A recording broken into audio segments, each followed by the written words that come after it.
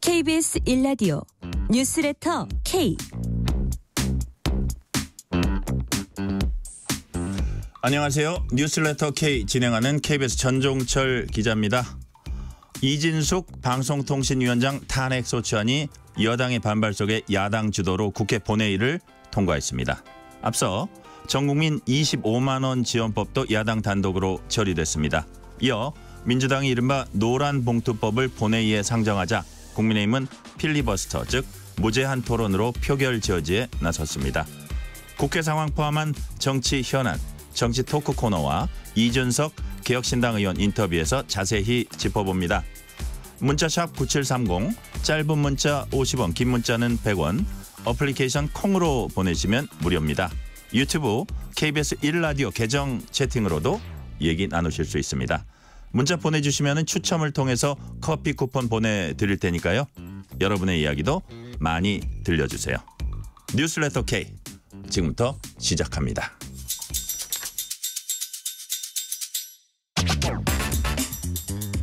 오늘 하루 가장 뜨거운 뉴스들만 골랐습니다. 뉴스레터 K 정치 토크.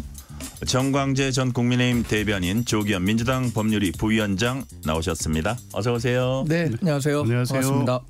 가장 따끈따끈한 소식부터 전해드립니다. 민주당 등 야 4당이 발의한 6당이죠. 야 6당이 발의한 이진숙 방송통신위원장 탄핵 소추안이 방금 전인 오늘 오후 4시 반쯤 국회 본회의 통과했습니다. 찬성 186, 반대 하나, 무효 하나. 이로써 이진숙 위원장 직무는 곧바로 정지됐습니다.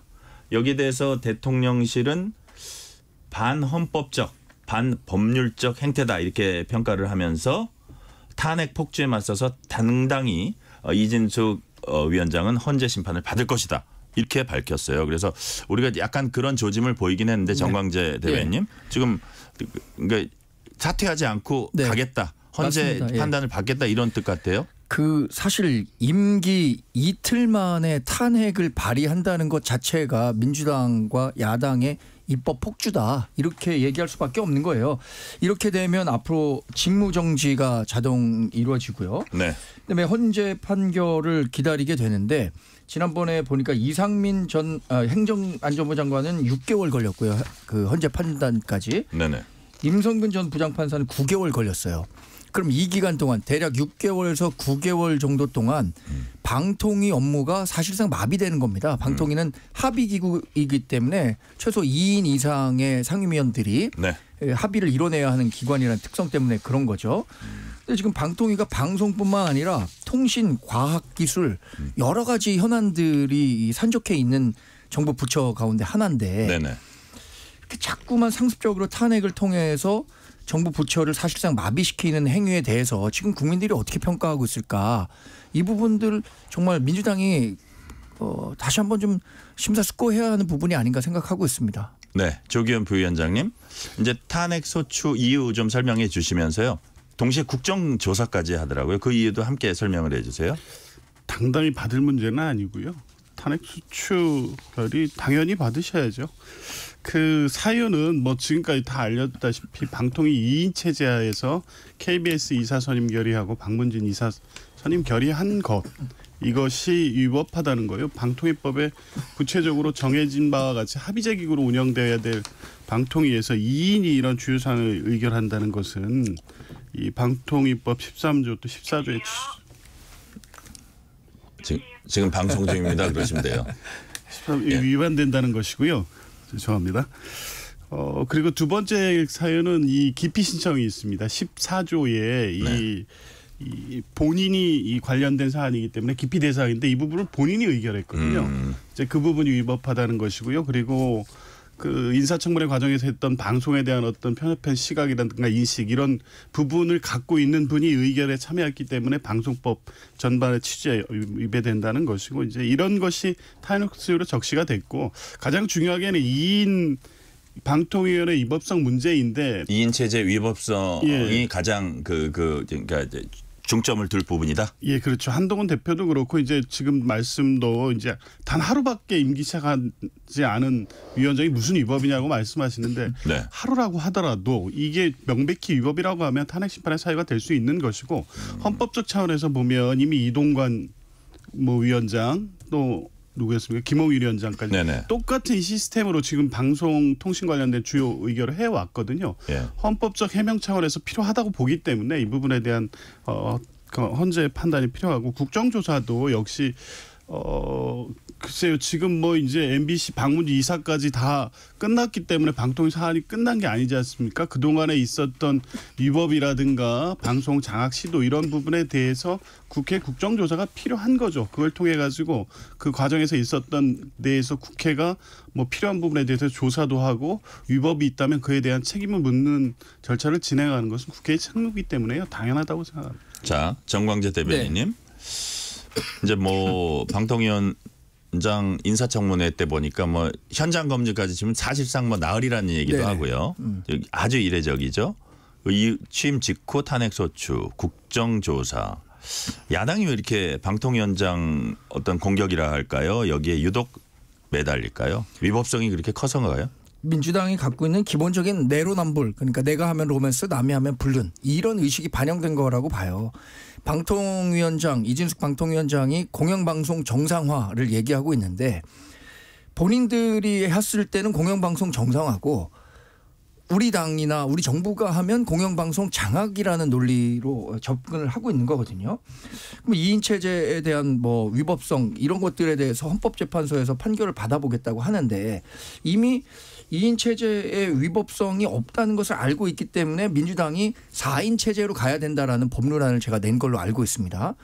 그리고 헌법재판소에서 분명히 탄핵이라는 제도는 임기 중에 명백한 헌법상의 위반, 법률 위반이 있어야 하는데 지금 민주당이 제기하고 있는 내용들이 과연 헌법재판소에서 탄핵을 인용할 정도의 사안이냐. 지난번에 그 행정안전부 장관 이상민 장관에 대한 탄핵 그래서 경험하지 않았습니까? 그때 9대0 기각 나왔습니다. 저는 이번에도 분명히 비슷한 그 판결이 나올 거라고 생각이 되는데 그렇게 될 경우에 탄핵에 따른 역풍. 야, 민주당이 정말로 국회라는 입법 권력을 독점한 상태에서 무리하게 정부 부처가 하려고 하는 일들에 대해서 제동을 걸고 있구나. 이런 식으로 계속 가면 민주당이 정말 수권 정당으로서 국민에게 얼마나 매력을 어필할 수 있을까. 이 부분 고민해야 될 거라고 저는 생각합니다. 조기현 부회장님, 지금 정광재 대변인이 내가 하면 방송 정상화, 네가 하면 방송 장악. 뭐 이 지적은 어떻게 보세요? 글쎄요. 이제 이런 문제가 늘 반복돼 왔죠. 그럼 뭐 반대역으로 얘기하면 그때 똑같은 방식이었다고 하지만 약간의 구체적 사안들은 다르긴 한데 그때 그렇게 했던 건 방송 장악이라고 했으면 그렇게 하지 말았어야 되잖아요, 이번에. 그래서 지금 방송사법에 대한 개정안을 낸 것도 이런 악순환을 방지하자고 한 건데 그 부분에 대해서는 논의를 전혀 받아들이지 않고 그런 똑같은 방식으로 하고 있다는 게 지금 이 자기 변명이 될 수 있는 건가요? 그리고 방송 장악이 아니라고 얘기하시면 됩니다. 물론 정상화라고 얘기하고 있지만 그 과정에 굉장히 무리한 과정이 있었잖아요. 박문진 권태선 이사에 대해서 해임했지만 그거 법원에 의해서 이 집행정지가 됐고요. 이런 과정 자체가 굉장히 부자연스럽고 막 인위적으로 태운 상황이었습니다. 이런 부분 때문에 말씀드리는 거고 그러니까 이런 이 소모적 논쟁을 멈추기 위해서 일단 이런 방식의 공영방송 이사 선임을 무리하게 밀어붙이는 걸 중단시켜 놓고 국회의장이 제안한 것처럼 범국민 협의체를 통해서 이런 악순환을 끊기 위한 협의를 해야 될 때가 됐다. 그거 하자고 제안했는데 안 받아들이신 거잖아요. 그래 놓고 뭐 국민의힘이 한 것은 뭐 정당하다 이렇게 말하는 거는 글쎄요. 그 똑같이 내로남불이라는 얘기를 할 수밖에 없는 거죠. 자, 다음 질문으로 넘어갈게요. 예. 민주당 주도로 국회 본회의에 상정됐던 전국민 25만 원 지원법. 국민의힘이 무제한 토론으로 대응했지만 결국 오늘 오후에 본회의 통과했습니다. 대통령실이 이런 입장 내놨어요. 25만 원 민생지원금 문제는 13조 원 소요되는데 재원에 비해 효과 크지 않다. 또 입법부가 법률을 통해서 행정부 예산을 강제하려 하는 건 위헌으로 판단된다. 이렇게 반대 입장 나타냈습니다. 또 우리 조기현 부위원장님 법률가시니까 이런 평가는 어떻게 판단을 하세요? 그러니까 이제 대통령실을 바로 입장을 냈더라고요. 이 부분에 대해서는 이 민생지원특별법에 대한 국회 검토 보고서의 내용이 있습니다. 이 위헌성 문제가 주로 문제가 되니까 첫 번째가 이 처분적 법률이다. 그러니까 사법이나 행정에 매개를 안 거치고 바로 국민의 권리의무에 영향을 미치기 때문에 위헌적이다라는 건데 그럼 원래 처분적 법률 자체 그 자체가 위헌은 아닙니다. 그 개별 조항이 이 어떤 위헌성을 가질 때 위헌이기 때문에 이 지금 민생지원 특별법은 25만 원에서 35만 원 지원 상품권 방식의 지원을 담고는 있지만 구체적으로 바로 정부가 이 예산에 대해서 강제력과 구속력을 갖게 세세하게 규정돼 있지는 않아요. 그러니까 결국에 이 그 재원을 마련해서 지원하는 어떤 예산 편성이나 이런 거는 행정권의 매개가 필요한 법률로 볼 수 있기 때문에 처분적 법률이라는 이유로 바로 위헌이 될 수는 없고 두 번째는 이제 상권 분립을 주로 강조해서 얘기하는데 예산 편성권이 정부에만 있기 때문에 이게 예산안 실질적으로 국회 법률로서 만들어버린 게 아니냐 이런 건데 이제 그 부분에 대해서도 국회의 그 검토 보고서에 의하면 이게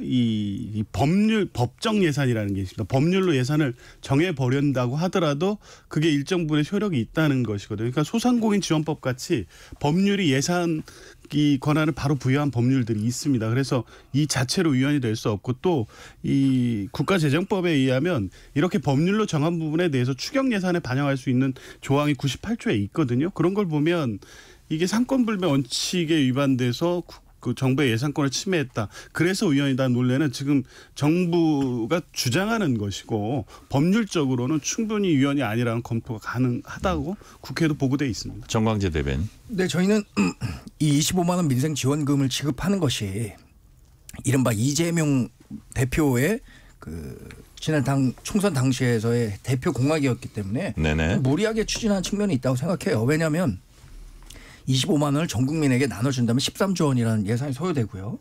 이게 국가 재정과 관련한 문제고 국가 재정 지금 뭐 400조 원이 문재인 정부 시절에 국가 부채 늘어난 거 아닙니까?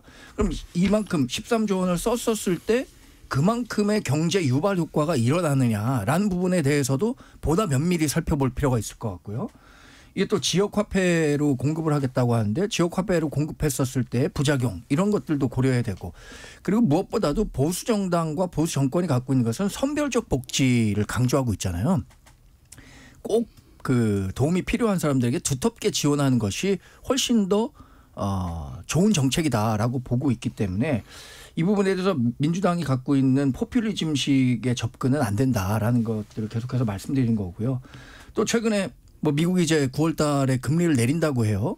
그럼 전 세계적으로 인플레이션이 굉장히 그 심각한 문제였는데 이런 부분들도 충분히 고려돼야 할 부분인데 단순히 이재명 대표가 지난 총선 당시에 표를 얻기 위해서 냈던 공약을 이행하기 위해서 민주당이 지금 이걸 뭐 처분법적 법률이라는 예외적 조항을 동원해서 한다는 것 자체에 대해서 반대할 수밖에 없는 거고요. 앞으로 아마 이런 그 보편적 복지, 현금성 복지 문제가 부각된다고 하더라도 우리 정부는 분명히 이와 같은 스탠스를 유지할 수밖에 없을 거라고 생각합니다. 네. 다음엔 국민의힘으로 가봅니다. 정점식 국민의힘 정책위장이 어제 자진 사퇴했습니다. 여기에 대해서 한동훈 대표는 대승적 차원에서 그렇게 해준 데 대해서 대단히 고맙게 생각한다 이렇게 얘기를 했어요. 자, 조기현 부위원장님께 여쭤볼게요.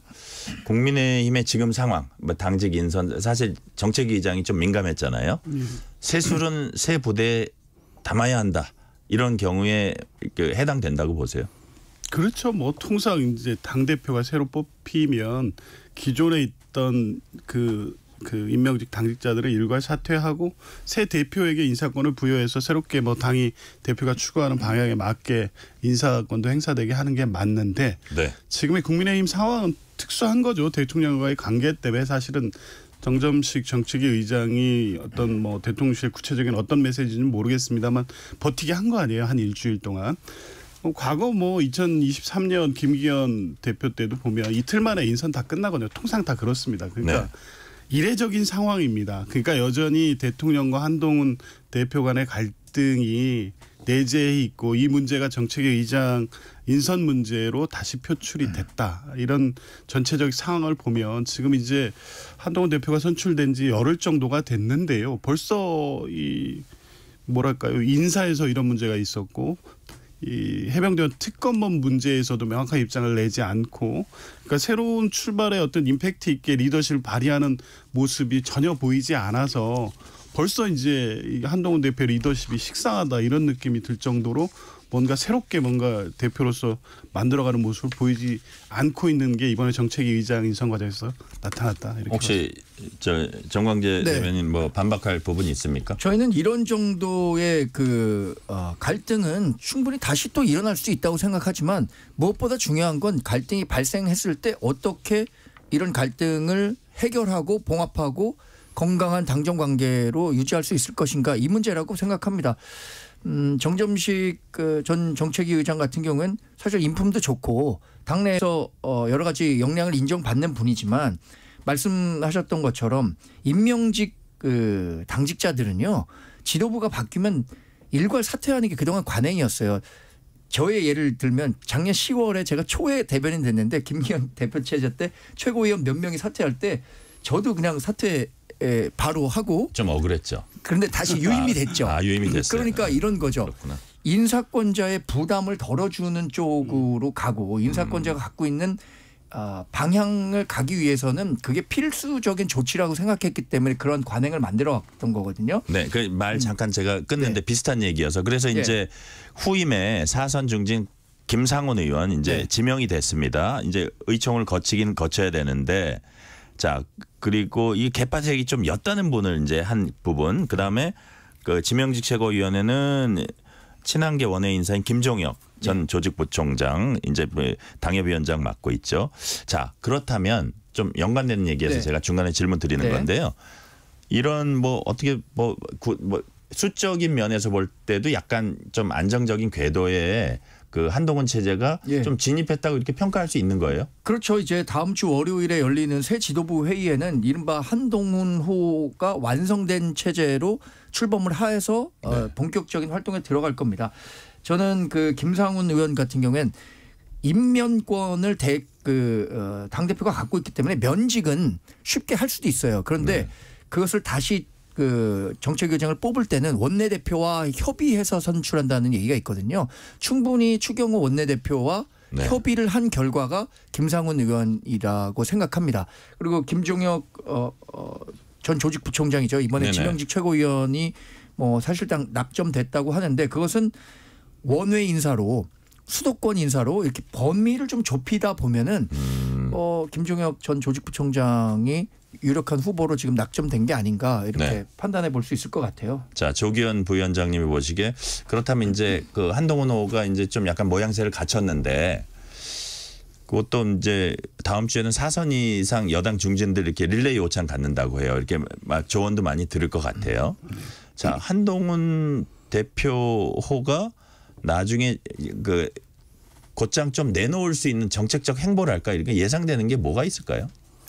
글쎄 그게 예측이 안 됩니다. 그러니까 이제 통상 지금 뭐 새롭게 대표가 됐으니까 뭐 안정적인 어떤 관리형 리더십이 아니잖아요. 지금 국민의힘에 요구됐던 리더십은 대통령과 관계도 그렇고 지금 총선 패배 이후에 보수 혁신의 기치를 내걸고 좀 새롭게 한동훈 정치 경험도 없는 한동훈 대표로 뽑은 건 뭔가 좀 임팩트 있게 어떤 정책적 이슈, 현재 어떤 주요 정치 이슈에 대해서 확실하게 대응해가는 모습을 던져야 되는데 일단 지금 뭐 그 출마 때 가장 공언했던 해병대원 특검법에 대해서 일단 후퇴한 모습을 보인단 말이에요. 그 외에 이제 다른 정치 현안 이슈도 지금 부각되고 있는 것들은 뭐 어쨌든 김건희 여사 관련 문제라든가 이런 문제에 어떻게 대처하느냐에 대한 관심이 1차적으로 보일 텐데 그런 부분에 대해서는 목소리를 내기는 어려울 것 같고 결국에 이제 어제 그제의 모습을 보면 주요 사회적 이슈 됐던 것도 일본도 뭐 살인 사건이라든가 그 군무원의 어떤 비밀 유출 뭐 이런 부분은 원래 한동훈 장관이 법률가로서 법무부 장관 원래 잘하는 거예요. 근데 이 여당의 대표한테 요구되는 이런 미시적 이슈 하나하나 대응할 문제는 아니거든요. 그러니까 주요 이슈에 대해서 어떻게 입장을 낼지 이 부분이 이제 중요한 것 같습니다. 자, 정광재 대변인께 이제 반박의 네. 기회를 드리는데 이런 식으로 질문을 드릴게요. 사실 정점식 그 정책위의장 교체도 그렇게 교체하려고 했던 것도 약간 변화의 민심 네. 뭐 이런 것들을 보여주기 위해서였거든요. 그렇습니다. 예. 어떤 변화와 어떤 좀 새로운 것을 내놓을 수 있을까요?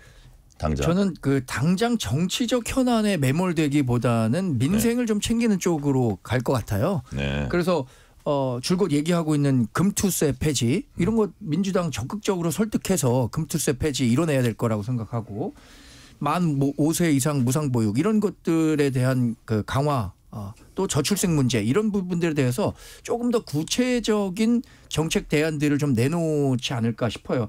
예를 들어서 뭐 최상병 특검이라든가 김건희 여사 특검 이런 그 민주당이 정말로 사실 그게 민생하고 얼마나 관련이 있겠습니까? 다만 그것들을 주장하는 것의 가장 기본적인 원인은 윤석열 정부에 대한 흔들기 그걸 통해서 뭐 조기 대선이라든가 뭐 탄핵으로 가겠다라는 정치적 의도가 다분하잖아요. 네. 이런 문제에 같이 끌려 들어가기보다는 그것과는 좀 차별화된 모습 그러니까 굉장히 민생에 집착하는 모습들을 보여주는 게 변화의 시작이라고 생각합니다. 민생에 이게 주목하고 집중하는 게 변화의 모습이다. 자, 이번에 민주당으로 가봅니다. 이번 주말 민주당 호남 지역 경선입니다. 민주당 전체 권리 당원 가운데 33.3% 3분의 1. 지금 이제 어대명 넘어서 확대명. 확실히 대표는 이재명 이런 뜻 같은데요. 자, 이 기세가 호남에서도 이제 이어지리라고 보는데 또 관건이 투표율이 좀 높아질까? 이 기세가 이어질까? 어떻게 보세요, 조기현 부회장님? 이번 호남 그 순회 경선의 포인트는 이제 투표율하고 지금 말씀한 대로 네네. 호남 출신 최고위원이 과연 이 분위기 반전에 성공할 수 있냐 이 문제가 있죠. 민영배. 민영배 의원 예, 지금 예. 최하위거든요. 아, 그래요. 예. 그게 또 관전 포인트네요. 네, 김민석 또 이 정봉주 의원의 또 1, 2 싸움이 그러니까. 호남에서 어떻게 나타날 것인지 이 세 가지인데 그건 다음 질문이었는데. 네, 여튼 말씀하세요. 예, 일단 예. 투표율은 거기 지금 일단 광주 시당위원장을 두고 세게 붙어 있습니다. 혁신이나 막 굉장히 조직적으로 열심히 하고 있어서 예. 적어도 지금까지 투표율 이하로 떨어질 것 같지는 않고 오히려 뭐 그 이상이 나올 것 같아 보이고요. 네. 뭐 이재명 대표에 대한 전폭적 지지세가 꺾일 것 같지는 않습니다. 근데 두 번째 호남 출신 최고위원인데 아마 이제 호남에서는 그래도 호남을 대표하는 분이 최고위원으로 한번 들어가야 되지 않냐 하는 여론이 있는데 지난 21년부터 연속된 전당대회 선출직이 한 번도 안 됐어요. 그러니까 네. 호남의 정서는 그냥 지역을 대표하는 지역 출신의 국회의원을 최고위원을 간다. 이걸 등식으로 보지 않고 역할을 할 만한 민주당 전체를 보고 전략적 선택을 하는 경향성 때문에 지금 8위에 처져 있는 민영배 의원이 5위권 안으로 들어갈 수 있을 만큼 선전을 할까? 그게 이제 또 관전 포인트네요. 관전 포인트죠. 자, 예. 또 이게 최고위원 수석 최고위원 누가 될지가 또 사람들 또 관심이에요. 사실상 관심이에요. 이게 네. 김민석이냐 아니면 1위 달리고 있는 정봉주냐 원외 정봉주냐. 김민석 후보는 정봉주 후보에 대해서 야성과 대정성 있는 후보다라면서도 단체전을 이끌고 승리한 경험 있는 사람. 대표와 호흡을 맞출 수 있는 수석 최고위원 필요하다.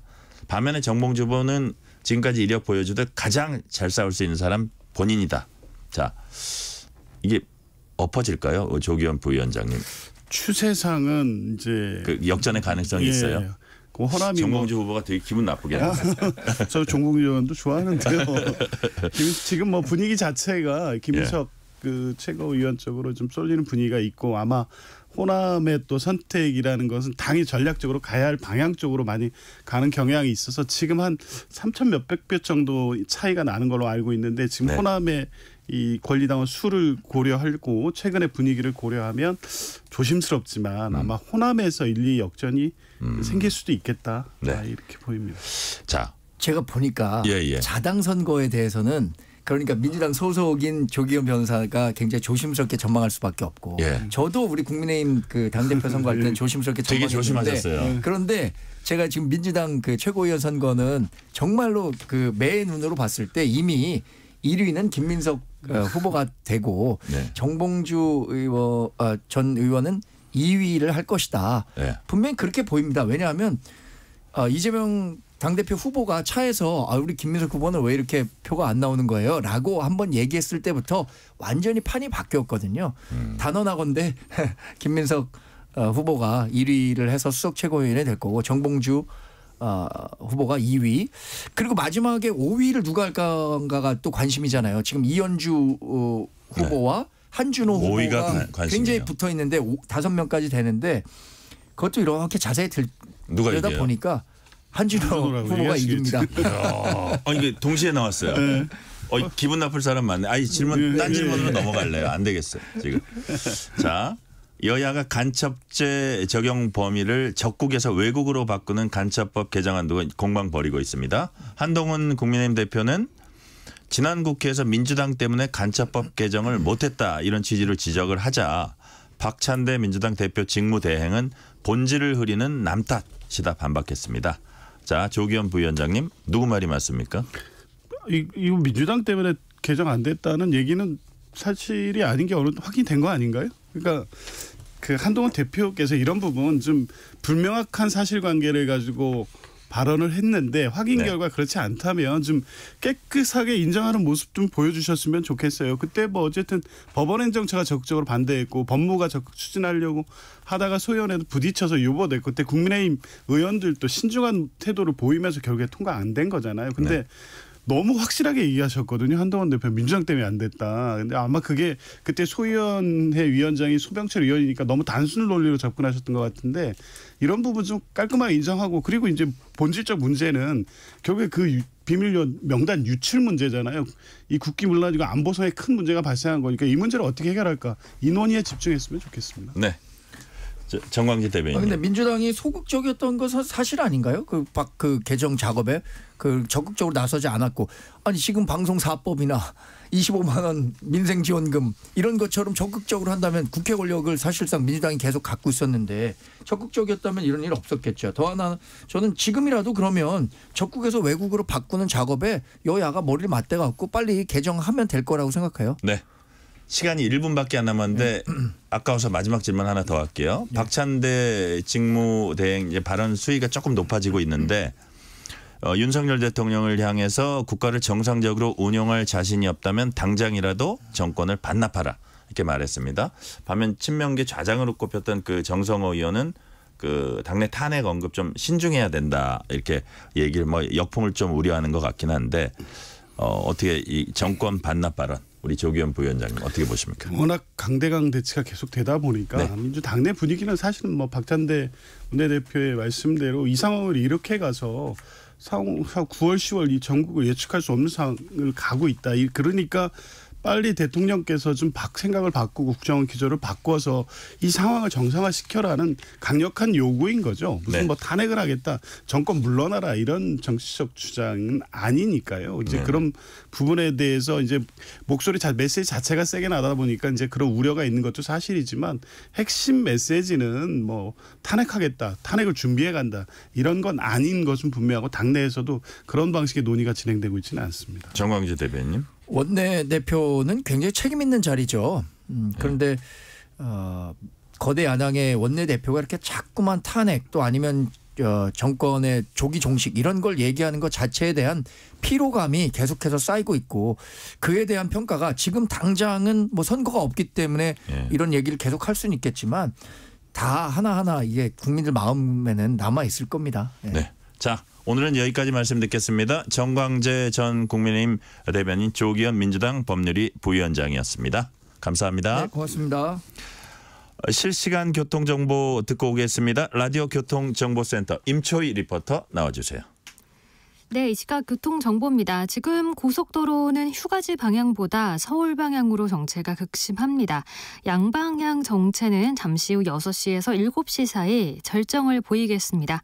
서해안고속도로 서울 방향 당진에서 서해대교, 또 서평택에서 화성휴게소 사이 각각 긴 구간에서 정체고요. 이후로는 비봉 부근에서 용담터널 사이와 일찍 분기점에서 금천교까지 답답합니다. 경부고속도로 서울 쪽 청주 부근에서 인천에서 청주 휴게소, 또 입장에서 안성 분기점 부근까지 각각 긴 구간에서 밀리고요. 남사진위에서 오산, 기흥에서 수원, 또 서울 요금소에서 판교 분기점까지 제속도 못 냅니다. 더 가서는 양재에서 반포 나들목까지 막히고요. 서울 시내 올림픽대로 하남 방향 한강대교에서 청담대교, 그리고 잠실철교에서 암사대교 사이 막히는데요. 암사대교 부근 3차로에서는 추돌 사고가 나서 주의하셔야겠습니다. KBS 교통정보센터에서 임초희였습니다. 퇴근길, 당신과 함께 읽는 세상 이야기. KBS 일라디오 뉴스레터 K.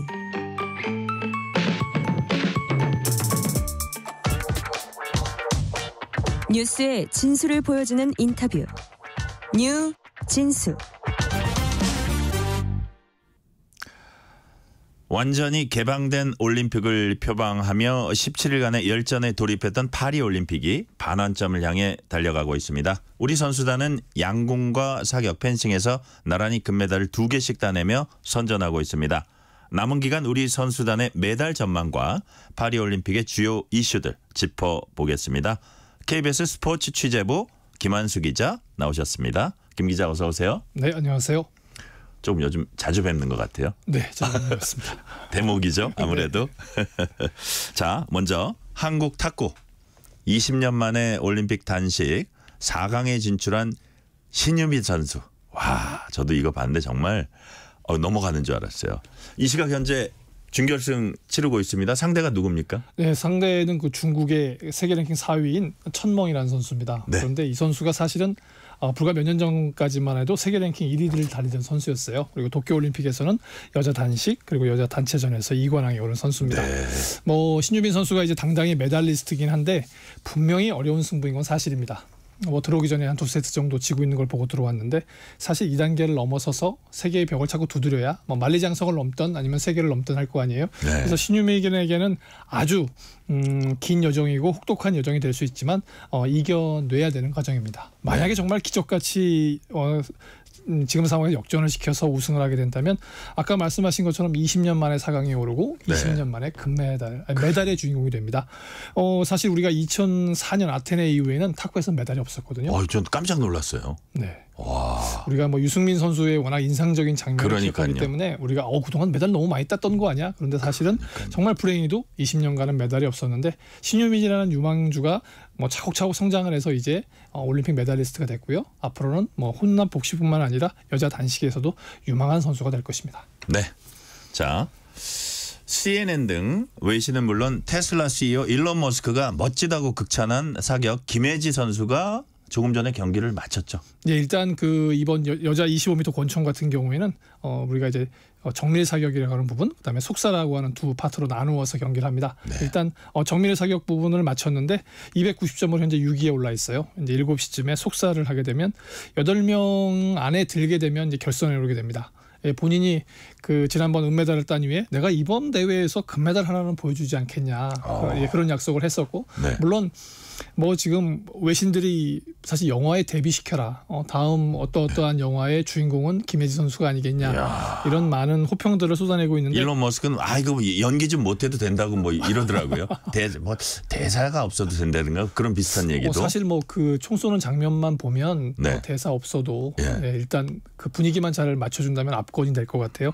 근데 이제 이 선수가 어떻게 됐든 간에 속사에서 좋은 성적을 거둬서 내일이죠. 내일 결선에서 메달을 따줬으면 하는데 이제 일부에서 왜 이 경기는 중계 방송하지 않느냐 이런 얘기가 있는데 양궁 랭킹 라운드 같은 겁니다. 그래서 사실은 이런 예선은 중계 예정이 잡혀 있잖아요. 그러니까 결선에 올라가야. 네, 방송 3사가 이걸 하지 않는 거냐 이런 얘기를 하는데 그것이 아니라 올림픽 방송을 책임지고 있는 OBS에서 중계 방송을 편성하지 않은 겁니다. 김혜지한테 이럴 수 있는 거예요. 거의 그런 식이네요. 지금. 그렇죠. 사실은. 네. 김혜지 선수 많이 뜨고 있어요. 자, 다음 질문입니다. 여자 양궁 단체전 10연패, 남자 단체전 3연패 이끈 우리 선수들이 개인전에서 모두 16강에 진출했죠. 네. 16강에 진출했다는 얘기는 이미 2경기씩을 이겼다는 얘기입니다. 남자는 가장 먼저 김우진 선수가 올라갔고요. 이우석 선수가 올라갔고 이제 김재덕 선수가 준비하고 있다가 그 현장에 날씨가 좋지 않아서 하루 연기됐었잖아요. 네네. 근데 64강전에서 그 남아프리카 공화국 선수인 비아누란 선수하고 경기를 치렀는데 역시 뭐 가볍게 승리를 거뒀습니다. 근데 마지막 3세트가 인상적이었어요. 남아공 선수가 29점을 쏘고 기다리고 있었습니다. 수준들이 많이 올랐어요. 네. 지금. 그러면 김재덕 선수가 이기려면 오로지 30점을 써야 이기는 상황이었거든요. 근데 가볍게 30점을 쐈습니다. 야, 어떻게 그렇게 할 수가 있죠, 정말. 그러니까 선수들이 아마 그럴 거예요. 먼저 쏴도 불안하고 나중에 쏴도 불안하다. 그래서 32강전은 조금 그 현장에서 돌풍이 불기 시작하면서 약간 좀 초반에 말렸어요. 그래서 1세트 내주고 근데 2세트에 비기고 3, 4세트 이기고 이제 마지막 이제 5대3 상황에서 6점을 내야 되잖아요. 이 상황에도 비슷했습니다. 이 선수가 10점을 쏘지 않았다고 한다면 슈도프에 갈 상황이었어요. 그런데 탁 한 방을 쏘면서 또 역시 가볍게 올라갔습니다. 여자 선수들도 마찬가지예요. 막내 남수현 선수가 먼저 올라갔고요. 임시현 선수는 뭐 김우진 선수와 똑같이 불과 18발밖에 쏘지 않고 2경기를 이겼습니다. 한 경기에 9발씩 너무나 쉽게 올라갔고요. 전운영 선수 이제 우리가 가장 늦게 국가대표가 돼서 걱정을 많이 했던 선수인데 이 선수 역시 뭐 64강전, 32강전 영국과 독일의 강력한 선수들을 너무나 가볍게 제치고 올라갔어요. 그러니까요. 임시현 선수가 언니라 그러더라고요. 네. 전운영. 예. 그래서 이런 경기를 보게 되면 마지막 세트에 가면 그 마지막 우리 선수들의 성적이 최하가 26점입니다. 29점입니다. 진가를 발휘하는 거예요. 네. 마지막 세트에. 예. 그죠? 그러다 보니까 진짜 아까 똑같이 마지막 세트에서는 30점을 쏘지 않으면 한국과 비기거나 이길 수 없다.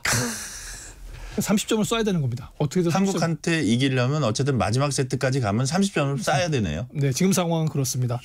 그리고 이제 조금 전에 우리 이제 혼성조죠. 김우진 선수하고 임시현 선수가 타이완을 상대로 혼성전 16강전을 시작했어요. 네. 물론 나가면 뭐 이겼을 것이다. 승리가 전해질 것 같은데 그렇게 되면 우리 선수들이 양궁에 걸린 5개의 메달 다 가져올 수도 있는 상황이 점점 가능성이 높아지고 있습니다. 그래요. 네. 그래도 여하튼 끝까지 봐야 될 거고 저는 그 김재덕 선수 막 양궁에서 다른 선수보다 훨씬 포효하고 막 화이팅도 많이 하는데 나이도 비슷할 것 같고 골프의 김주영 선수도 잘하고 있더라고요. 네, 잘하고 있습니다. 어제 약간 연상이 돼요. 둘이. 어제 1라운드에서 거침없이. 사실 르 골프 라시오날에서 그 정도 성적을 낼 수 있을 것이라고는 기대하지 않았는데요. 그러니까요. 일단 공동 3위로 올라가 있는 상황이기 때문에 지금 아마 2라운드를 시작했을 겁니다. 뭐 아직 남자 골프에서 메달 소식이 없는데 조심스럽게 3위니까 그리고 앞으로 오늘 포함해서 3개 라운드가 있기 때문에 어제같이 아이언샷만 먹어준다면 뭐 충분히 가능하지 않을까 생각이 됩니다. 그러니까요. 자, 남자 사브르 대표팀 뉴 어펜전스 성공적 세대 교체로 평가받으면서 확실한 전략 종목으로 부상했다 이렇게 봐도 되는 거죠? 예, 사실 단체전 우승은 다 바라고 있었지만 실제로 될 것이냐 그리고 원래 그 펜싱의 종주국인 프랑스를 상대로 우리가 쉽게 가져갈 수 있을 것이냐 생각했었는데 너무나 준결승에서 가볍게 이겼고 또 그러다 보니까 그 바라보던 시선의 사람들이 정말 한국의 펜싱이 이제 완전히 사부로는 한국으로 넘어가는 거 아니야? 이런 분위기가 감지되고 있는 것 같아요. 그래서 이번에 2관왕을 한 이제 오상욱 선수는 당당히 정말 세계 사부로의 최강이 됐고요. 구봉길 선수 아직 뭐 본인은 은퇴를 얘기하지만 건재하다고 할 수 있고 무엇보다 20대 초반에 도경동 박상원 선수가 5대0 보고 놀랐어요. 네. 결승전에서. 그 사실 데뷔전이거든요. 데뷔전에서 뭐 일부에서는 상대에게 전력이 노출되지 않아서일 수도 있겠지만 그 정도의 배포와 자신감이 없으면 그렇게 뻗어나갈 수 없었거든요. 그래서 국제 경기 경험이 부족하다라는 모든 우려를 일축하면서 지금 오늘 IOC에서 독점 인터뷰를 했어요. IOC 독점 인터뷰란 얘기는 이 선수들의 활약이 역사적이고 세계적인 수준에 올라와 있어서 이게 타의 모범이 된다. 이런 거거든요. 네네. 지난 10여 년 전만 해도 사실 우리가 이 정도는 안 됐어요. 근데 유럽을 누비면서 그 혹한 전지훈련을 이겨냈고 또 우리는 흔히 뭐 펜싱을 팔로 한다고 생각하지만 선수는 발로 한다고 하잖아요. 스텝 펜싱을 완성해내서 해냈고 이런 얘기 나오면 항상 또 그런 것들이 있습니다. 뭐 선수들의 이야기가 사실인지는 모르겠지만 기업들의 집중 투자가 우리의 경쟁력을 만들었다. 이런 면을 봐서는 다른 종목 조금 부진하다고 할 적에 한 기업 정도에서 한 종목 정도를 책임지겨 준다면 우리 국민들이 이렇게 올림픽이라든가 큰 국제 대회가 오면 즐길 수 있을 것 같습니다. 네. 실제로 발로 다리로 한다 그러셨는데 그 우리 대한민국 권투의 전설 네. 홍수환 선생님이 네. 최근에 저희 이 프로그램에 출연해가지고 권투를 잘하려면 뛰어야 된다 그러더라고요. 그 뛰는 게 그렇게 중요하다고. 저희 좀 와닿더라고요. 자, 잠시 눈을 돌려서 파리올림픽 화제와 이슈 살펴보겠습니다. 와, 이거 되게 어려운 문제예요. 이거 잘 들으세요, 청취자 여러분. 먼저 여자 복싱에서 남성 염색체를 가진 여성 선수의 출전 문제가 논란이 됐다고 합니다. 남성 염색체를 가진 여성 선수의 출전 문제가 여자 복싱에서 논란이 됐다고 합니다. 이거 무슨 얘기입니까? 마치 수능 생물학 문제 지금 잘 이해가 안 돼요. 제 머리로는. 성을 결정하는 염색체를 X와 Y인데 XY가 있으면 남성이라고 분류합니다. 합니다. 그래서 생물학적으로 XY 염색체를 가지면 남성입니다.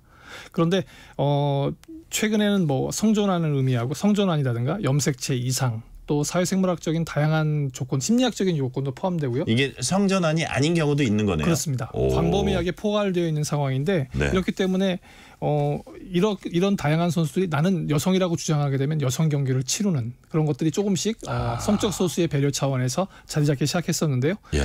사실 이번 그 파리 올림픽이 그 표방한 것이 아까 앞에 말씀드렸던 완전히 개방된 대회 더 게임스 와이드 오픈입니다. 그러다 보니까 거기에는 그 경기장을 이렇게 모든 걸 오픈한다는 얘기도 있지만 생각을 포함해서 있지만 사회적으로 되는 일단 성평등 문제 그래서 남성과 여성 그리고 그러니까 성소수자 존중 이런 것도 들어가는 거예요. 들어가는 겁니다. 그래서 근데 사실 이제 이거는 이제 오늘 그 여자 66kg급에서 이탈리아 선수가 그 이번에 참가한 그 XY 염색체를 가진 2명의 선수 중 1명, 그 알제리 선수와의 경기를 하면서 사실 이 선수도 이 이제 그 뭐 칼리프라는 그 알제리 선수가 출전하는 것을 알고 있었어요. 왜냐하면 이게 국제 복싱 연맹에서는 굉장한 논란이 됐었습니다.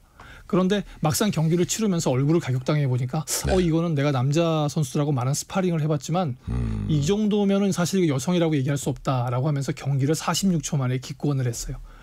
그러다 보니까 단순히 그런 그 성적인 공정성의 문제도 있지만 선수가 다치거나 할 수 있는 안정성의 문제까지가 제기된 겁니다. 그래서 이렇게 되면 어떻게 해야 될까? 근데 이제 IOC의 답은 좀 뭐랄까 좀 아쉬웠어요. 뭐라 우리는 그랬어요? 성별을 판단하는 것이 여권이다라고 얘기했습니다. 그러니까 패스포트 우리 여권에 보면 남성 여성이 나누어져 있잖아요. 그것을 기준으로 어떻게 보면 여권이라고 하는 것이 국가에서 이 선수를 그 여성으로 인정한 거기 때문에 우리는 인정할 수밖에 없다 이렇게 돼 있고 사실 이 두 선수는 그 국제 복싱 연맹에서는 원래 출전 금지가 돼 있었습니다. 그런데 이게 또 다행인지 불행인지 모르겠지만 그 국제 복싱 연맹이 지금 사고 단체 같이 돼 있어요. 그러다 보니까 IOC가 어떤 그 임시 조직을 만들어서 관할을 하는 상황이거든요.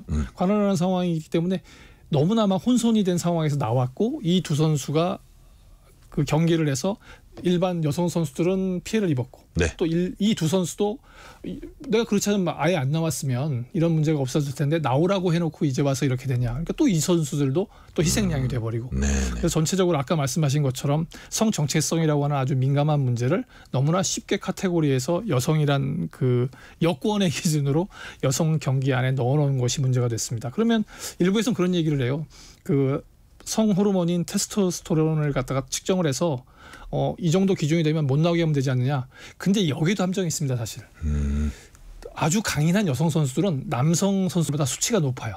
또 그래요? 네, 그러면 이 여성 선수들은 남성 경기에 출전시켜야 되느냐? 아니면 오히려 여기 지금 복잡하네요. 여기 나와 있는 선수들이 그 여성 선수들보다도 수치가 낮은데 왜 이 선수들은 출전을 금지시키느냐?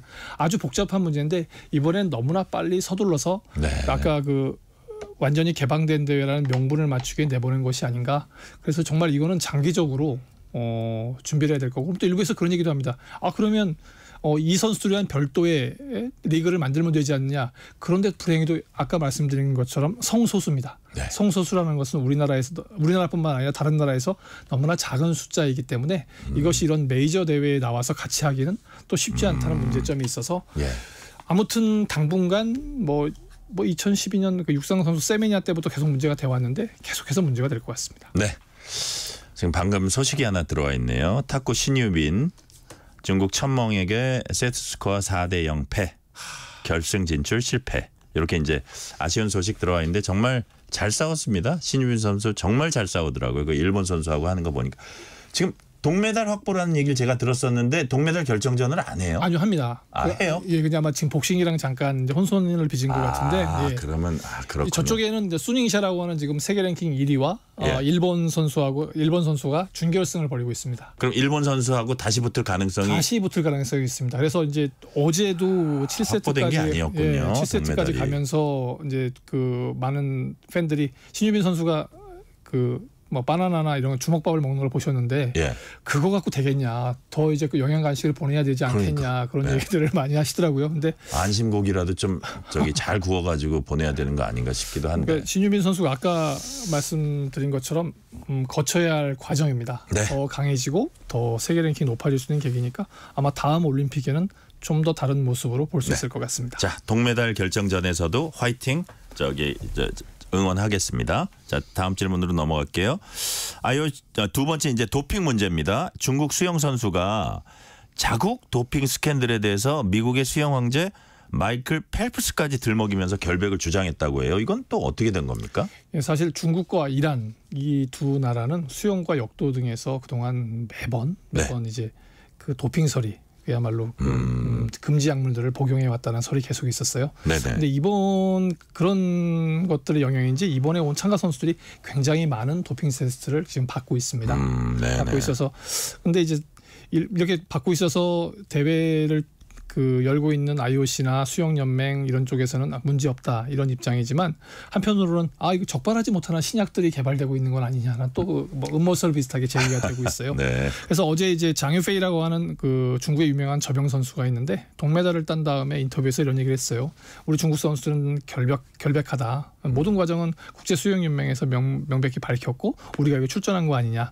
근데 이거는 왜냐하면 대회 전에 그 미국이라든가 호주에서 사실 중국을 견제하는 건 사실입니다. 예전에는 미국, 호주, 독일, 영국 등이 메달을 나눠 가졌는데 중국이 세졌군요. 예, 중국이 들어오면서 그리고 특히 이제 그 도쿄 올림픽에서 23명이나 되는 선수가 그 한 6, 7개월 전에 도핑 판정을 받았는데 결론이 나지 않아서 올림픽에 출전을 했고 메달을 땄었습니다. 네. 그런 것들 때문에 중국 좀 이렇게 견제해야 되는 거 아니냐. 그런데 사실 먼저 문제가 발생한 건 그러니까 판자노라고 하는 중국 선수가 자유형에서 48초 40, 46초 40. 네. 이거는 굉장한 기록입니다. 2위하고도 1초 얼마가 차이 났지만 사실 47초는 마의벽으로 여겨졌거든요. 예. 근데 이제 이런 의심이 되는 거예요. 예. 이 선수는 아직 뭐 도핑 리스트에는 없습니다만 이제 메달을 땄기 때문에 도핑 리스트에 들어가게 되겠죠. 그러니까 미국이나 호주 이런 데서는 바로 직접적으로 저 선수도 도핑을 해봐야 된다는 말은 못 하니까 우회적으로 중국은 도핑을 한 거 아니냐 이런 얘기가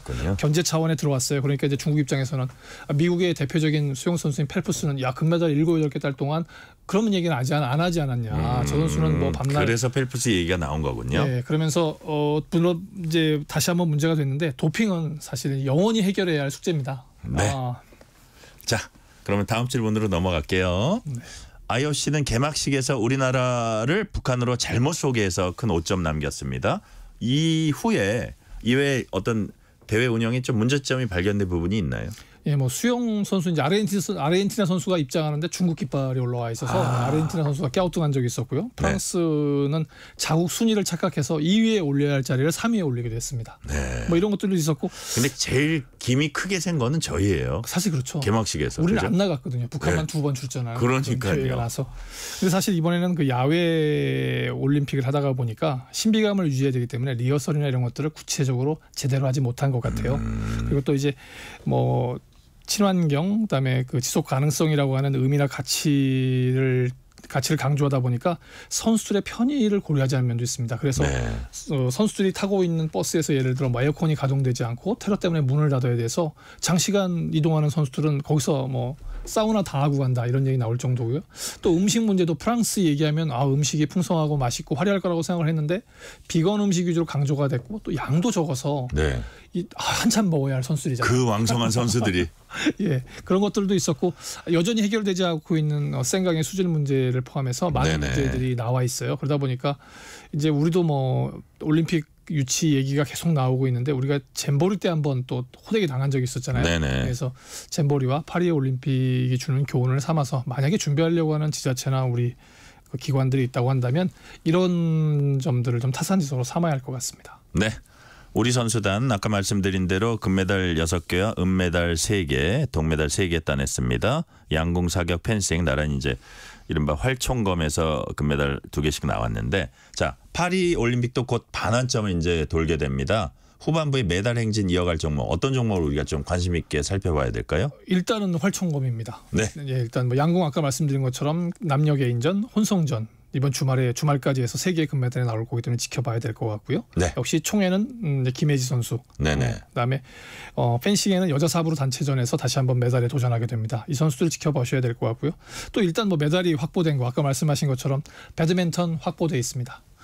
이제 우리가 일단 은메달 하나는 확보돼 있고요. 만약 이기게 되면 금메달을 또 3, 4위전에서 이기게 되면 동메달 하나를 추가하게 됩니다. 네네. 그다음에 복싱 이미 이제 그 이매지 선수가 여자 54kg급에서 동메달을 확보했어요. 아니 전 깜짝 놀란 게 복싱이 12년 만에 메달 확보라 그래가지고 메달 확보라기보다 4강 올라갔다 그래서 깜짝 놀랐어요. 네, 근데 이 복싱은 메달 확보입니다. 왜냐하면 3, 4위전을 치르면 너무나 데미지가 크기 때문에 3, 4위전은 안 해요? 네, 그렇습니다. 그럼 여기는 이제 동메달은 확보했네요. 네, 그래서 이제 결승전 가서 만약에 은메달 오늘 이제 가서 은메달 확보하고 마지막 경기를 이기면 금메달. 그러면 여자 복싱에서는 최초의 메달이면서 최초의 금메달, 은메달을 딸 수 있는 상황입니다.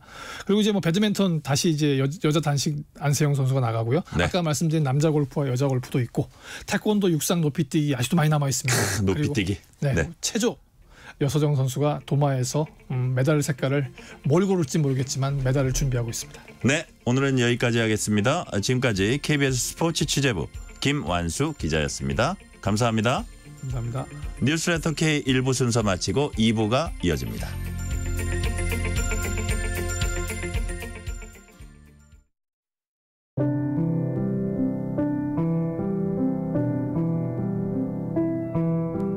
KBS 라디오 연중기획 희망충전 대한민국 올림픽 기념 특집 방송.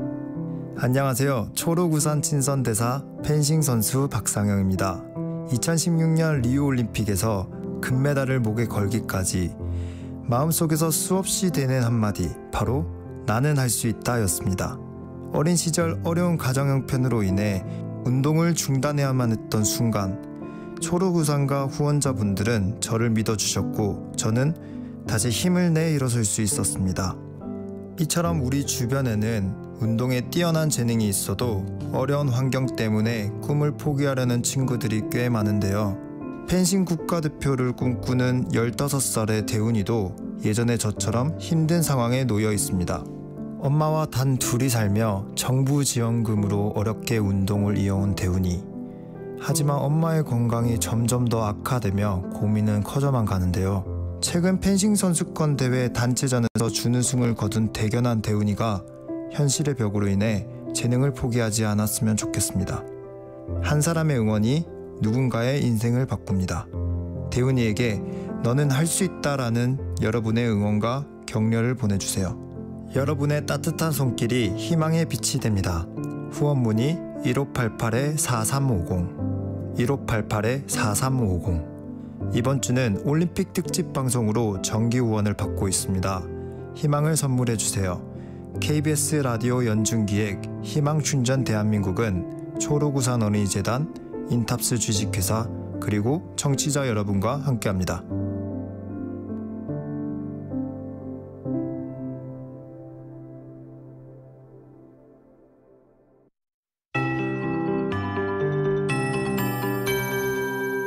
KBS 58분 날씨. 나날이 뜨거운 열이 누적되고 있습니다. 폭염특보도 지금 주의보의 비중은 적고요. 경보 해당 지역이 상당히 많습니다. 열대야도 서울 등 열흘 남짓 지속되는 곳이 많은데요. 오늘 오전까지 중부지방에 비도 조금 오고 바람도 불었지만 더위를 식혀줄 정도는 아니었습니다. 오히려 비그친 뒤 습도가 높아서 최고 체감온도 끄떡없이 35도 안팎을 유지하고 있습니다. 온열 질환에 걸리지 않도록 건강관리에 유의하셔야겠습니다. 초열대야 가 잦은 강릉 오늘 31.4도의 아침 기온으로 기록을 경신했고요. 오늘 낮 기온은 경주가 가장 높았습니다. 거의 40도에 육박한 38.9도를 기록했습니다. 경이적인 기록이고요. 포항, 강릉, 합천 등 35도 넘는 곳도 꽤 있었습니다.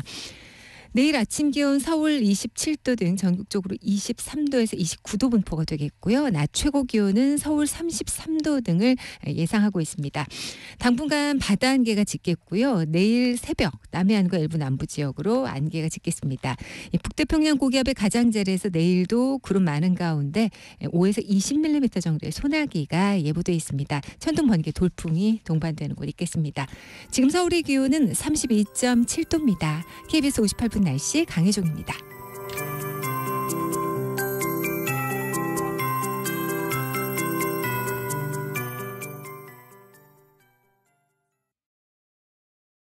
정성을 다하는 국민의 방송 KBS가 6시를 알려드립니다. AM 711kHz, FM 97.3MHz, KBS 1라디오입니다.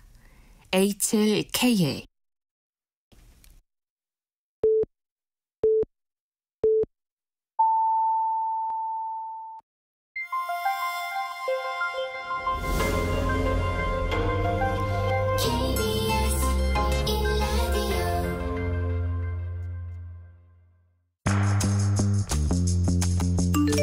여러분은 지금 퇴근길 시사편지 한 장, KBS 1라디오 뉴스레터 K를 듣고 계십니다.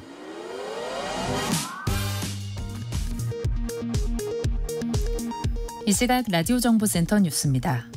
더불어민주당 등 야당이 주도한 이진숙 방송통신위원장 탄핵소추안이 오늘 오후 국회 본회의를 통과했습니다. 이 위원장의 직무는 헌법재판소의 탄핵 심판 결정이 나올 때까지 정지됩니다. 대통령실은 반헌법, 반법률적 행태라고 강하게 비판했습니다. 더불어민주당을 비롯한 야당은 오늘 국회 본회의에서 전국민 25만 원 지원법을 단독 처리했습니다. 이와 함께 야당은 노란봉투법도 본회의에 상정했습니다. 국민의힘은 노란봉투법 상정에 반대하는 무제한 토론에 나섰습니다. 미국 경기 침체 우려로 코스피가 2,700선 아래로 후퇴했습니다. 국내 증시가 급락한 데는 밤사이 발표된 미국 경기 지표가 시장의 예상을 밑돈 영향으로 풀이됩니다. 정부는 티몬과 위메프의 판매 대금 미정산 규모가 3배 이상 커져 8천억 원을 넘어설 것으로 예측했습니다. 이에 정부는 이번 주 발표한 총 5,600억 원 플러스 알파 유동성을 신속히 공급하겠다고 밝혔습니다. 지난달 소비자 물가가 2.6% 오르며 넉 달 연속 2%대 상승률을 나타냈습니다. 유류세 인하폭이 줄어들며 기름값이 오른 데다 과일 가격이 여전히 높은 수준을 유지한 영향이 컸습니다. 지금까지 라디오 정보센터 뉴스 편유희였습니다.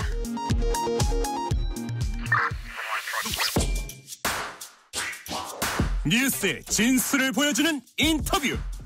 뉴진수.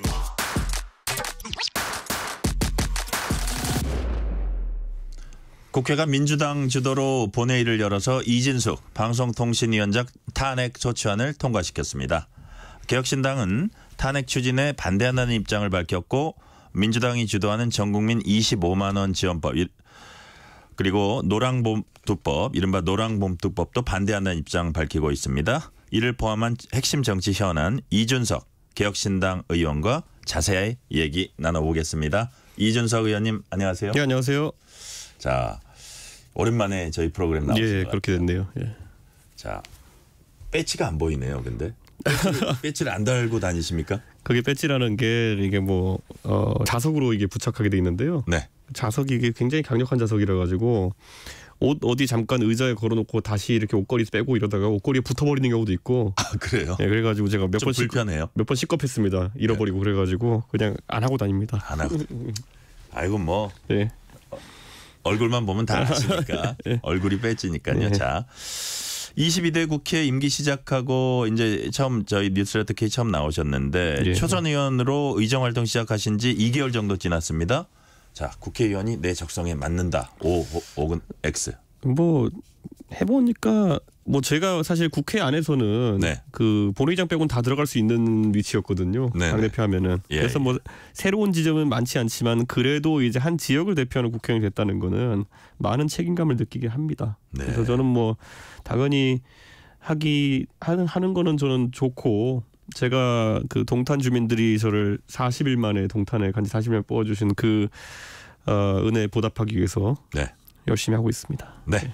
자, 동탄 얘기는 제가 조금 이따가 할게요. 예. 얼마 전에 예능 프로그램에 출연해서 국회의원 월급 992만 2천 원 공개했습니다. 이거 예. 세후죠. 뭐 원천 징수 된 다음이겠죠. 그러니까 예. 저기 이게 어쨌든 통장에 찍힌 돈. 예. 오, 상당히 많네요. 그러니까 세 전까지 하면은 국회의원이 모든 게 차관급이라고 보시면 됩니다. 아, 그렇군요. 예. 차관급 대우를 받는다고 보시면 됩니다. 자, 세우고. 자, 그리고 동탄에 있는 자택 공개하셨어요. 예. 근데 동탄에서 계속 출퇴근하면서 제가 보기에는 동탄 사는 지역구 주민들 입장에서 생각하게 될 겁니다. 예컨대 서울까지 출퇴근하는 분들 많을 거 아니에요. 예, 그렇죠. 그죠? 그러면 이게 생각보다 좀 이런 애로점이 있구나. 이런 것도 좀 느끼게 됩니까? 당장 지금 동탄에 제가 사는 지역은 동탄에서도 가장 이제 구석이라고 할 수 있는 지역이긴 한데 교통 편의가 아직까지 확충 안 돼가지고 제가 거기에 뭐 제가 사는 지역으로 광역버스 노선도 연장해서 가져오려고 하고 있고 여러 가지 이제 노력을 해야겠죠. 그래서 제 스스로 동탄에서도 보면 소위 이번에 롯데캐슬 때문에 유명해진 동탄역 인근과 그 밑에 소위 남동탄이라고 하는 지역, 뭐 신주거 지역이라고 하는 이런 지역들의 그 정주 여건이 많이 다릅니다. 그래서 그런 간극을 좀 없애기 위해 가지고 좀 노력하겠습니다. 동탄이 이게 젊은 인구들이 많이 유입되고 좀 팽창하는 지역이잖아요. 그렇죠. 그래가지고 출산율이 거기 뭐 산부인과가 잘 된다는 얘기가 나올 정도로 출산율도 그렇죠. 꽤 있나 봐요. 그 아이들이 보통 한 집에 둘, 셋씩 있는 집이 많고요. 네네. 그래서 아이들 키우는 입장에서는 정말 살기 좋은 곳이고 초등학교, 중학교 과밀이 생겨서 계속 학교를 지어야 되는 전국의 유일한 동네일 겁니다 아마. 아, 그 정도예요? 예, 그렇습니다. 그래서 학교 증설 민원 같은 게 굉장히 많고 그래서 만약에 아이를 키우면서 이제 수도권에 생활하실 생각이 있는 분들이라면은 동탄을 한번 들려 보십시오. 예, 보면은 특히 주말에 들려 보시면은 얼마나 아이 키우기 좋고 또 이게 도시가 신도시라 잘 정비되어 있는지 보실 수 있을 겁니다. 네. 자, 이제 의원님 지금 기사 딸린 차 안 타고 다니시죠? 네. 대중교통 타고 다니십니까? 그렇죠. 이게 되게 제가 타고 다니는 버스가 비싼 버스입니다. 4억 5천짜리 외제차 2층 버스. 그 얼마입니까? 한 번 타는데? 2,800원이죠. 저희. 되게 좋은 차를 싸게 타시는군요. 그렇죠. 저희 동탄은 이제 광역버스도 과밀이라서 2층 버스 투입하는 버스들이 있거든요. 4억 5천짜리요? 그게 4억 5천입니다. 그게. 거의 마으바우 그 어떤 모델보다 더 비싸네요. 비싼 차 타고 다닙니다. 요즘. 자, 지하철에서 이준석 의원님이 꿀잠 자는 사진이 찍힌 적도 있습니다. 하나 여쭤볼게요. 이제 예를 들어서 기사 있는 차 타고 다니면 예를 들어서 장관들한테도 이게 차를 주는 이유가 거기서 업무를 사실 보라고 이제 하는 건데 이게 뭐라 그럴까 저 대중교통 타고 다니시는 뭐 취지를 할까 뭐 그런 것도 아주 신선하다고 생각은 하는데 거기서 뭐 막 함부로 전화하고 이러기도 쉽지 않고 약간 시간 손실이랄까 이런 좀 차질이 있지 않을까요? 그런데 뭐 사실 원래 국회의원에게 뭐 관용차가 나온다고 생각하시는 분도 있고 한데 그건 아니고요. 네네. 그리고 또 기사를 배정한다 그건 아니고요. 네. 뭐냐면 9명의 보좌진을 들 수 있는데 그 중에 한 사람을 운전만 하라고 이제 수행 겸 기사로 두는 겁니다. 대부분의 의원들이. 네네. 근데 저는 뭐 저희 개혁신당 입장에서는 정책 보좌관 하나 더 두는 게 낫다. 그 정책 연구를 해가지고 사실상 일을 좀 더 하는 게 그런 방향 하는 게 낫다는 생각이기 때문에 저는 안 쓰는 거거든요. 그런데 뭐 지금까지는 뭐 잘한 판단이라 생각하고 있습니다. 큰 문제 없다고 말씀하시는 것 같고요. 자, 뭐 사실은 뭐 대중교통 타고 다니면서도 연락하지 말라는 법은 없으니까 자 그렇게 이해를 하고요. 자, 국회 과방위 소속이시니까 관련 이슈 이제 먼저 짚어보겠습니다. 방금 말씀드렸지만 민주당 등 야당이 주도해서 이진숙 방송통신위원장 탄핵소추안 조금 전에 한 4시 반쯤 통과했습니다. 찬성 186, 반대 1, 무효 1. 반대 1이 누굽니까? 뭐 이제 끝났으니까 말씀드리자면은 저는 공개적으로 반대한다고 이야기했고요.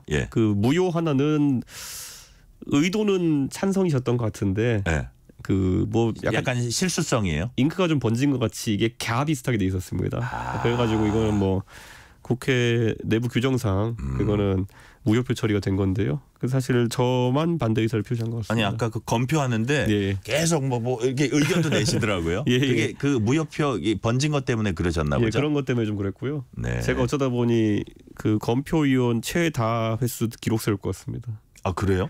이게 왜냐하면은 원래 국민의힘이 표결에 참여하면은 양당에서 이제 이렇게 검표위원들을 내게 돼 있는데요. 예. 국민의힘이 안 오니까 이제 비교섭 단체인 저희가 자꾸 이제 검표위를 가게 되는 거거든요. 자주 하시는군요 요즘. 그래서 저 지금 국회 개원하고 한 8번 했습니다. 이제 거의. 오 예. 무슨 약간 표창장 하나 드려야 될 것 같은데.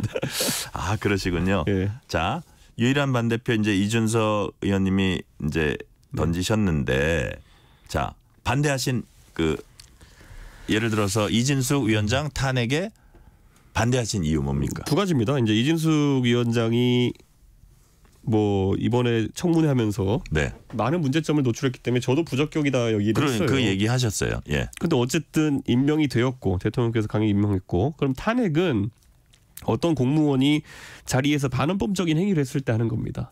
네, 그렇기 때문에 이진숙 위원장이 아무리 대중적으로 이미지가 안 좋아지고 이렇다 하더라도 그게 바로 탄핵의 사유가 되지는 않습니다.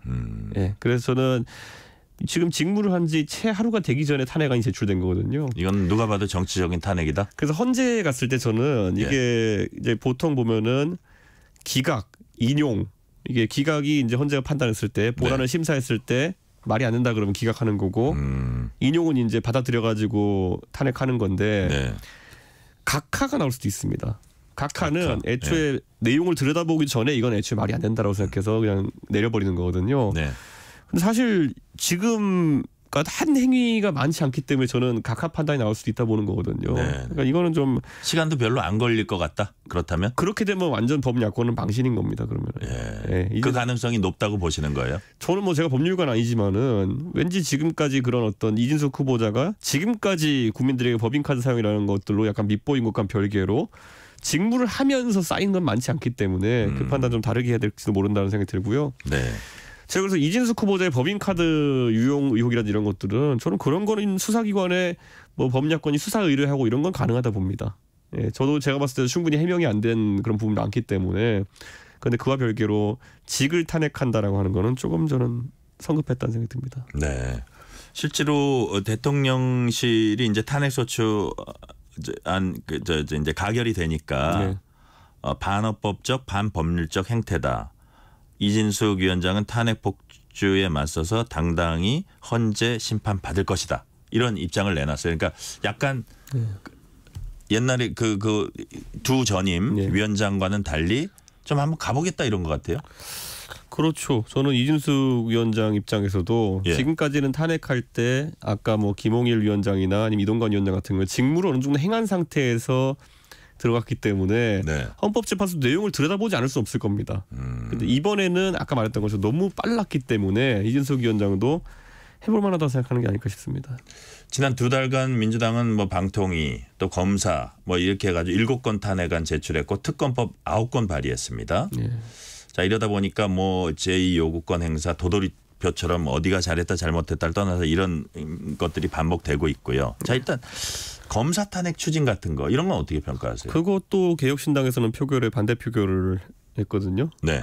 그런데 저는 이런 탄핵 남발이라고 하는 것이 물론 이제 이게 닭이 먼저냐 달걀이 먼저냐 식으로 많이 싸우죠. 거부권이 먼저냐 아니면 탄핵이 먼저냐 이렇게 얘기하지만은 그냥 도돌이표 돌리고 있는 겁니다. 예. 민생 현안들 논의 못하고 도돌이표 돌리고 있는 거고 지금 필리버스터도 얼마나 감흥이 없는 필리버스터가 계속되고 있습니까? 저는 이거는 그래서 우원식 국회의장님이 사실상 중재안을 마련해가지고 여야에 호소를 했는데 그 우원식 국회의장의 중재안을 여당이 이런 지하에 거절한 꼴이 됐거든요. 저는 그것도 아주 안 좋은 모습이다. 이게 물론 여당은 정부와 보조를 맞추는 부분도 있지만은 입법부의 일원으로서 입법부의 권위를 세워야 되는 거거든요. 뭐 그런 부분이 너무 부족했던 것 같고 또 한동훈 체제가 들어서면서 한동훈 대표가 지금까지 전당대회 기간에 했던 많은 말들에 기대를 하는 국민들이 있었어요. 뭐 최상병 특검에 대해 가지고 제3자 추천안을 받아들이겠다라든지 이런 거. 근데 지금 돌아가는 모양새가 식원하는 모양새로 가고 있거든요. 저는 이것도 굉장히 실망스럽다 이렇게 봅니다. 최근에도 그거를 또 변한 게 없다고 했으니까 그거는 조금 더 한번 네. 지켜보고 그때 가서 저희가 또 한번 평가를 해보고요. 자, 국민의힘으로 가봅니다. 국민의힘 정책위 의장 인사가 일단락됐습니다. 정점식 정책위 의장 후임에 TK 중진 4선입니다. 김상원 의원 지명을 했고 이제 의총은 거쳐야 됩니다. 자, 이 어떤 정책위 의장 인선하는 과정이랄까 지금 인선으로서 조금 뭐 그래도 한동훈 후보가 어떻게 모습을 드러낼 것 같은지 앞으로 좀 안정돼 갈 것 같은지 어떻게 보세요?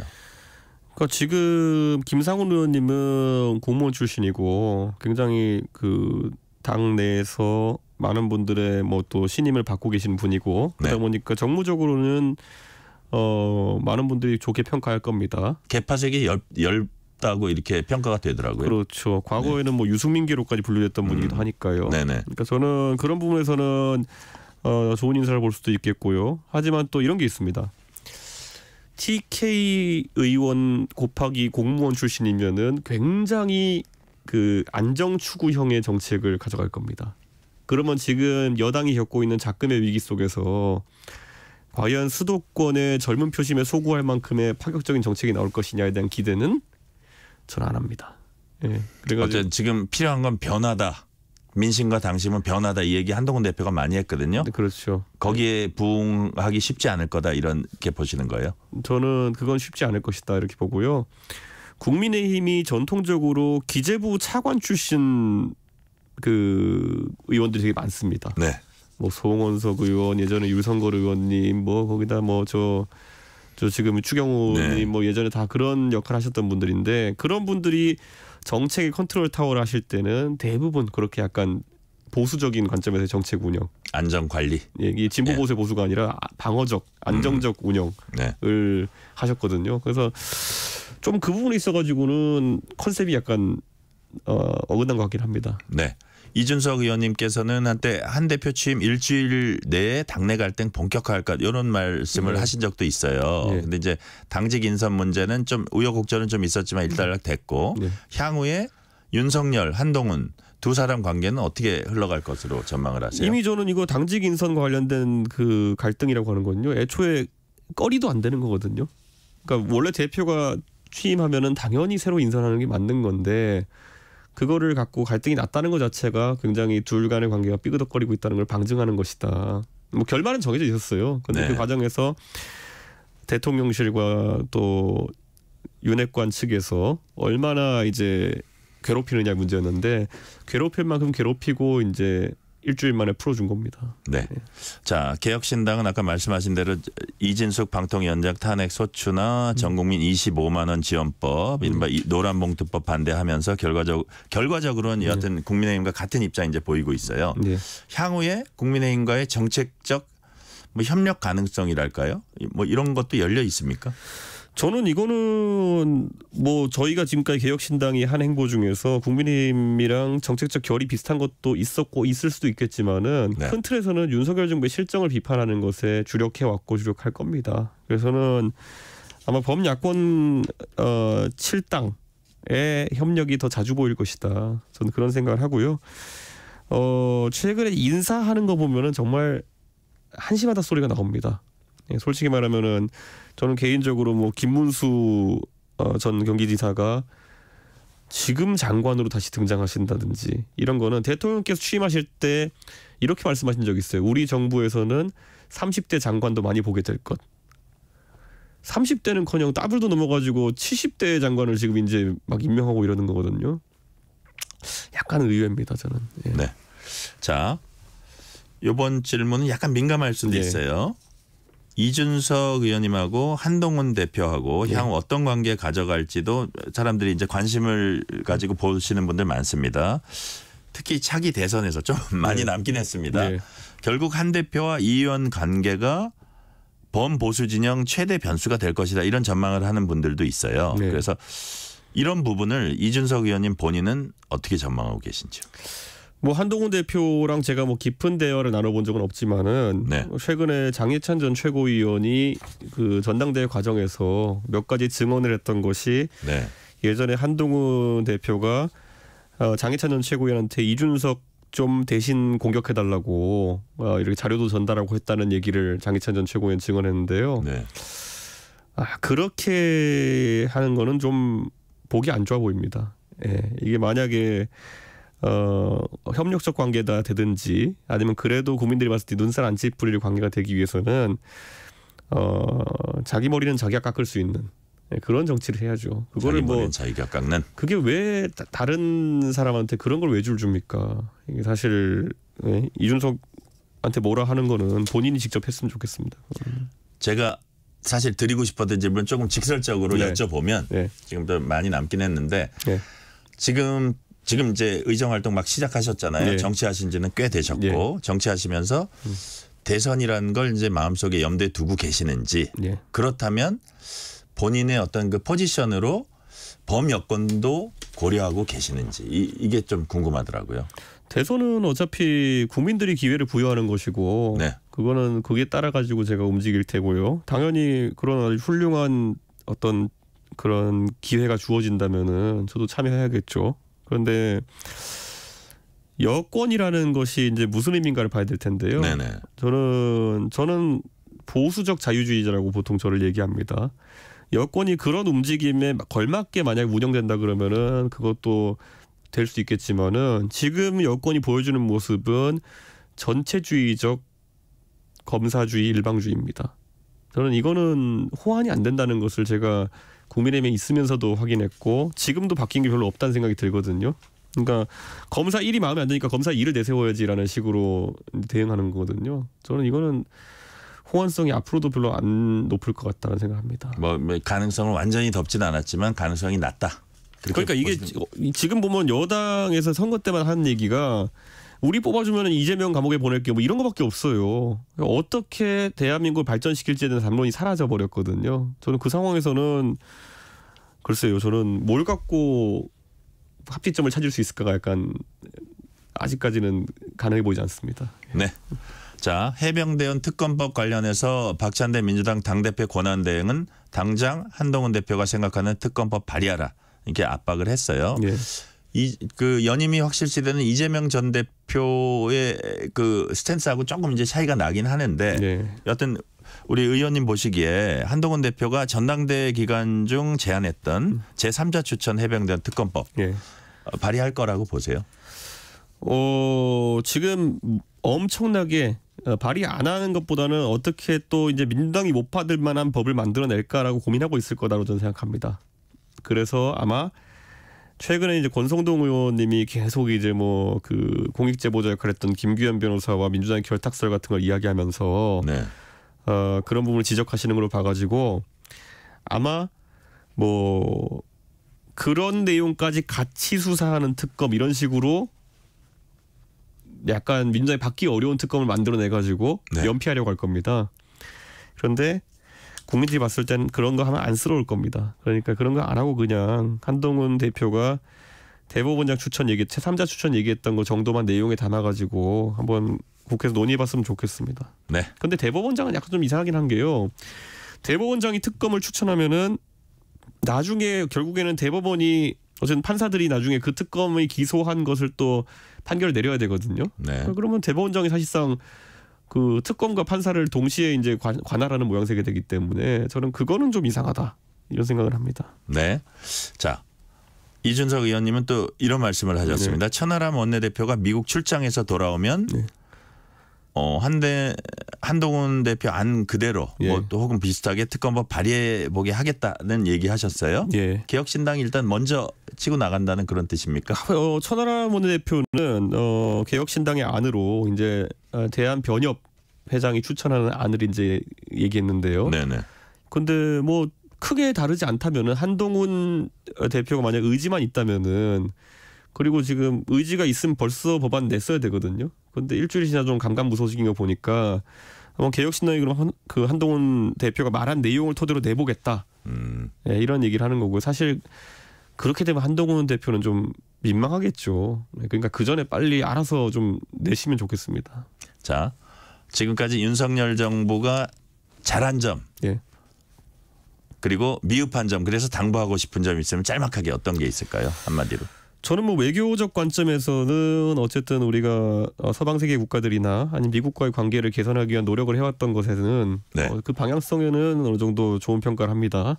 하지만 그게 결론적으로 일본과의 관계나 이런 데 있어가지고 좀 실익이 없는 퍼주기식으로 비춰지고 이런 것들은 좀 개선해야 될 점이고요.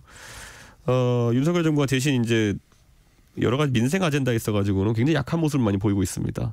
그래서 그런 부분 좀 개선했으면 좋겠다는 생각을 하고 있습니다. 민생 아젠다. 예. 자, 최근 대통령실은 김건희 여사 활동 공식 보좌할 제2부속실 설치하기로 했습니다. 그런데 개혁신당은 총선 전에 대통령 배우자 지원과 의전, 법적 근거 명문화한 대통령 배우자법 제정하겠다고 공약을 했습니다.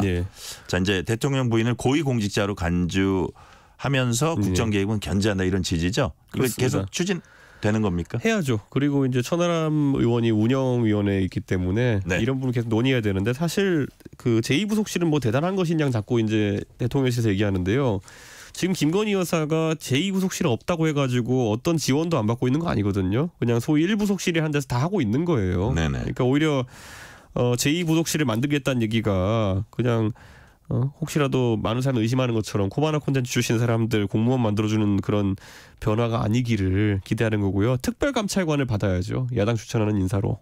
그래야지만이 국민들이 김건희 여사가 조금은 지금 의심받던 점에서 자유로워질 수 있을 것이다 이렇게 생각합니다. 특별감찰관. 마지막 질문 드릴게요. 앞으로 이제 계획 여쭤보는 건데요. 22대 국회에서 내가 이것만은 꼭 하겠다 하는 거 있으면 말씀해 주세요. 저는 우선 저희 개혁신당이 경기 남부 지역인 동탄에서 이제 처음 지역구의원을 배출했는데요. 사실 이 젊은 세대가 많이 사는 이 지역, 그러니까 젊은 세대 아젠다들을 국회에서 입법으로 풀어내기 위해서 노력하겠다 이렇게 말씀드리겠습니다. 지금 얼마나 국회가 비생산적입니까? 지금 매번 양당이 싸우는 거는 우리가 상대를 감옥에 보내겠습니다. 이거 하나 가지고 하고 있는 건데요. 그걸 넘어서는 정책 아이디어도 많이 내고 싶습니다. 네. 오늘은 여기까지 얘기 듣겠습니다. 개혁신당 이준석 의원이었습니다. 말씀 감사합니다. 네, 감사합니다.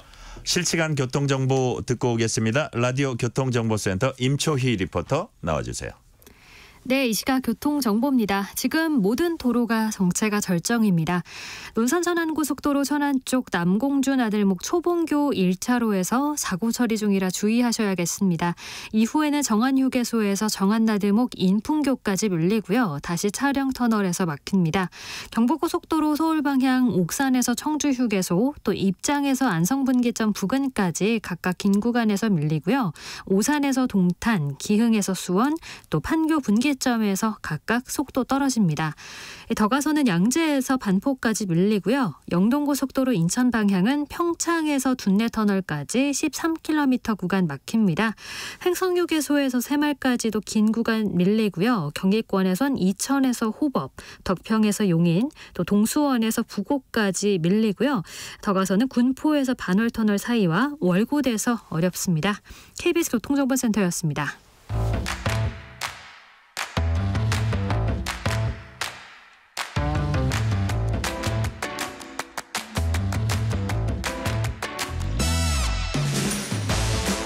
파고 또 파고 골라서 엄선한 뉴스만 전해드립니다. 파파뉴 코너. 오늘은 손지은 서울신문 기자와 함께합니다.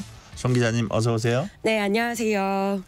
자, 군 첩보 임무를 수행하는 국군정보사령부 소속 군무원이 군사 기밀을 유출한 혐의로 구속됐습니다.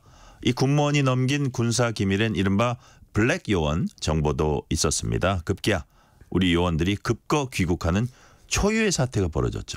네, 정보사 해외 공작 부서에서 일해온 군무원입니다. 이 A씨가 군사기밀 유출 혐의로 군 수사당국에 지난달 30일 구속이 됐습니다. 이 지난달 초에 해외에서 신분을 위장해 활동하는 이 정보사 블랙 요원들의 본명, 나이, 그리고 이 활동 국가 어디에서 일하는지, 또 신상 정보와 정보사 전체 부대원의 현황, 이런 군사 기밀을 유출한 혐의를 받고 있습니다. 그런데 이 어떤 요원들이 일하는지는 이 명단 자체가 전 세계 정보기관에서 가장 은밀하게 다루는 초특급 기밀 사안이거든요. 예, 그런데 이 정보사 내부에 있던 보안 자료를 개인 노트북으로 옮긴 뒤에 이를 다시 외부로 빼돌린 것으로 드러났습니다. 이 A씨는요. 내 노트북이 해킹됐다라는 주장을 계속 펼쳤는데 이 부분에 대해서는 국정원이 국회 정보위에 와서 보고했을 때도요. 네. 해킹은 아니다라고 분명하게 밝혔습니다. 그럼 이걸 대체 누구에게 줬느냐? 이 빼돌린 자료는 중국 동포에게 넘어간 것으로 일단 여기까지는 알려져 있습니다. 수사당국은 북한 정찰총국 요원일 가능성도 배제하지 않고 있습니다. 그래서 이 군사기밀을 유출한 것뿐 아니라 네. 국가보안법 위반 여부 등도 수사가 이뤄질 예정입니다.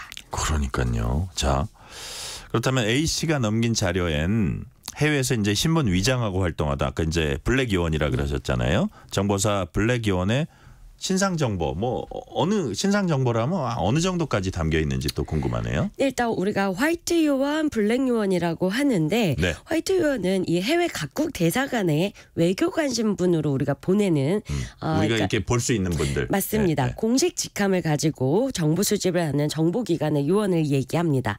그런데 블랙 요원은요. 신분도 위장해야 하고요.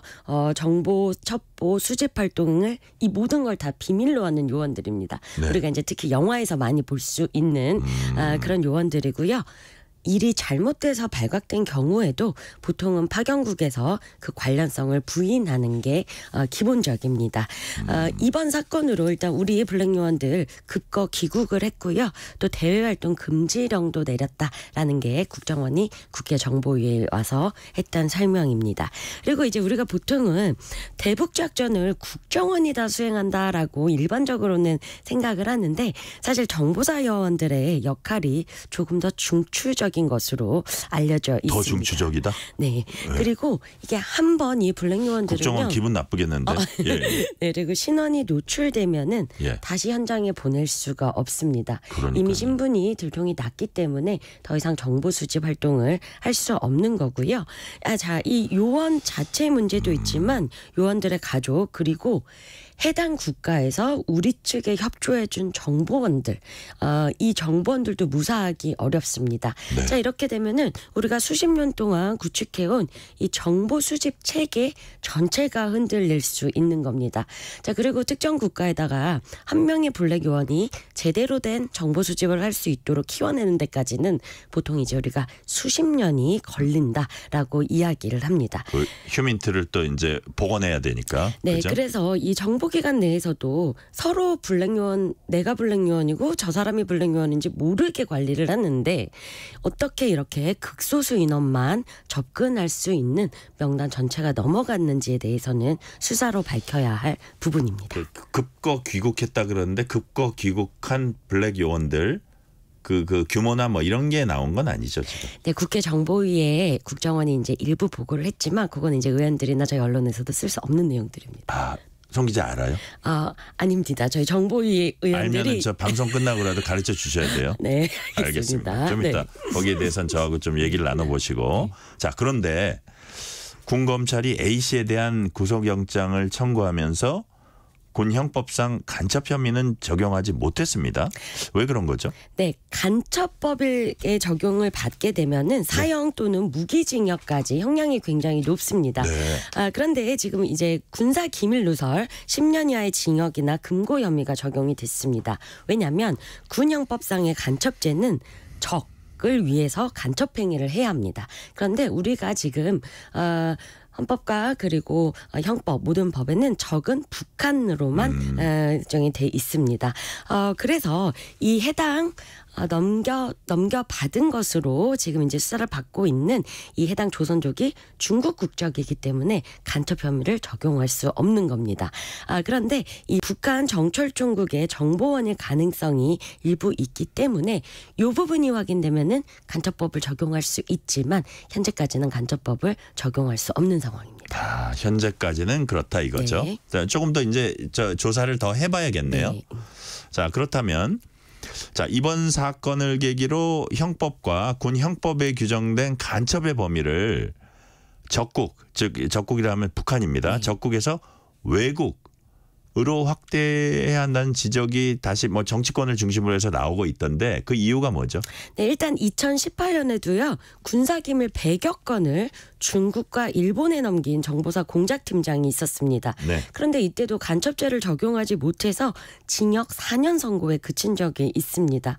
너무 낮은 형량이죠. 그래서 이제 국정원은도요 간첩죄 적용 대상을 확대하는 법 개정을 추진한다고 밝혔고 이미 국회도 여당 야당 할 것 없이 이 관련 법들을 낸 적이 있고 또 지금도 새로운 법안들이 나오고 있습니다. 그래서 이거는 여야가 의지만 있다면 충분히 마무리할 수 있는 법안입니다. 그러니까 정치권에서는 또 이거 갖고 서로 니탁 공방이 좀 벌어지고 있잖아요. 네, 일단 왜 21대 처리를 못했는지를 두고 네. 한동훈 국민의힘 대표와 민주당이 진실 공방을 벌이고 있습니다. 네네. 자, 오늘도 국회가 바쁘게 돌아가고 있습니다. 아주 뭐라 그럴까요? 아주 바쁘게 돌아가고 있고 뭐 긴박하다 그러나요? 여러 가지 중요한 현안들 이렇게 처리하고 있는데 자, 지금 이 시각 국회 본회의 상황은 어떤지부터 좀 전해주세요. 네, 지금 이 시간에는요. 노란봉투법이라고 부릅니다. 노조법 2조 3조 개정안에 대한 필리버스터가 진행 중입니다. 21대 국회에서도 처리가 됐었는데 네. 윤석열 대통령이 거부권을 행사해서 폐기가 됐던 법인데요. 민주당이 22대 국회에서 다시 추진을 하고 있습니다. 국민의힘은요. 이 법을 노란봉투법이 아니라 불법파업 조장법이다라고 부르면서 내일 필리버스터가 종결되고 본투표에서 표결이 되더라도 윤석열 대통령에게 다시 거부권 행사를 요청할 방침입니다. 네. 자, 이제 쟁점 법안의 강행 처리, 그다음에 또 거부권 행사, 뭐 제2요구권이죠. 이런 것들이 도돌이표처럼 계속 이제 반복이 되고 있어요. 송 기자, 정치부 기자 한 지 꽤 되셨죠? 네, 저요 이제 10년인. 10년. 네. 오, 완전 베테랑 네. 기자네요. 요즘처럼 이렇게 이게 도돌이표처럼 된 거를 보신 적이 있나요? 저도 처음이고 헌정사상 기록상으로도 처음입니다. 계속 기록을 세워가고 있는 거죠. 네, 지금. 쟁점 법안을 야당이 강행해서 올리고 필리버스터가 시작되고 또 24시간 후에 종결하고 표결하고 네. 그다음에 국회 밖에 가서는 대통령이 거부권을 행사하고 국회로 되돌아와서 표결되지 못하고 폐기되는 이 상황이 계속 반복이 되고 있는 겁니다. 그러니까요. 자, 그래서 오늘 국회 본회의에서 있었던 중요한 사안 2개를 더 짚어보도록 하겠습니다. 앞서서 제 기억이 한 오늘 오후 4시 반쯤이었던 것 같은데 이진숙 방송통신위원장 탄핵 소추안이 가결이 됐어요.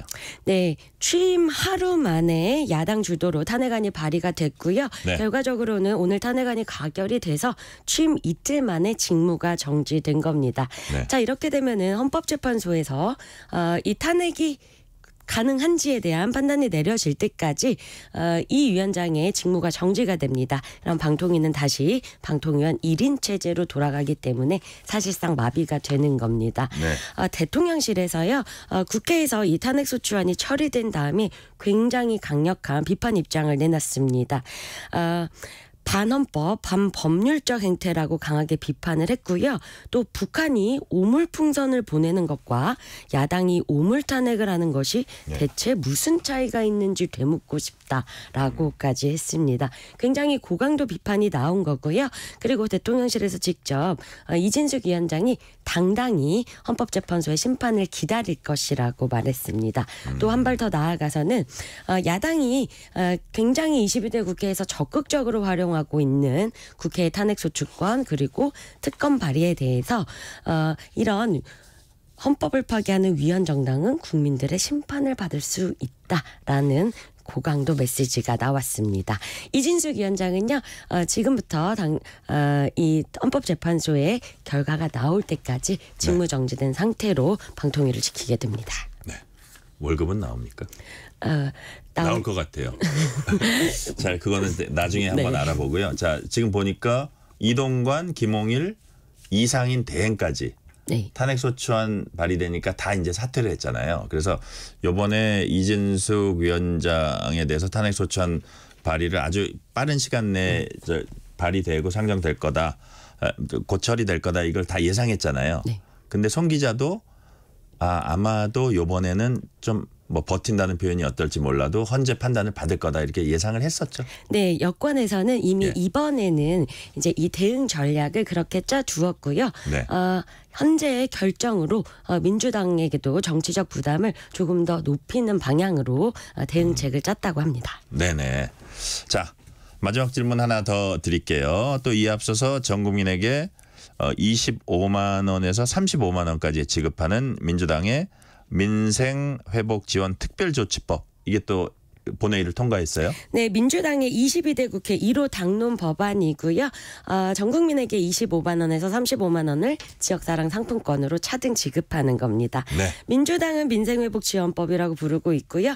국민의힘은 13조 원 현금살포법이라고 부릅니다. 그런데 이 법안에 대해서도요. 조금 전에 이상민 행안부 장관이 대통령에게 거부권을 행사하도록 건의하겠다라고 밝혔고요. 네. 이 법안 수용하기 어렵다.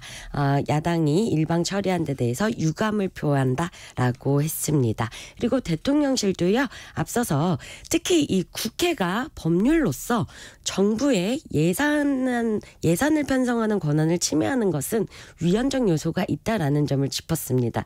이 13조 원을 추가 경정 예산을 편성해서 마련하자는 게 민주당의 구상인데 네. 정부의 예산 편성권은 헌법상 정부가 갖고 있기 때문에 이 부분은 위헌이다라는 게 여당과 대통령실의 시각입니다. 아, 그렇군요. 오늘은 여기까지 말씀 듣겠습니다. 지금까지 손지은 서울신문 기자였습니다. 말씀 감사합니다. 감사합니다.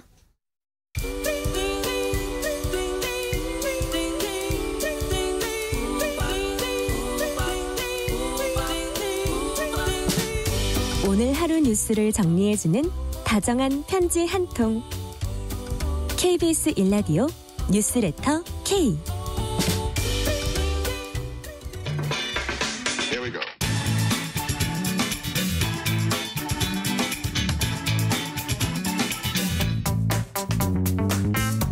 금요일 저녁은 특별한 문화 이야기 나눠봅니다. 뉴스레터 K 금요일 코너 금시초문.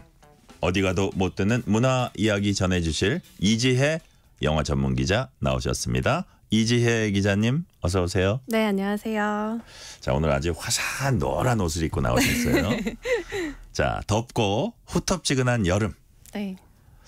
그렇지만 영화 보기는 참 좋은 계절이잖아요. 네. 그죠?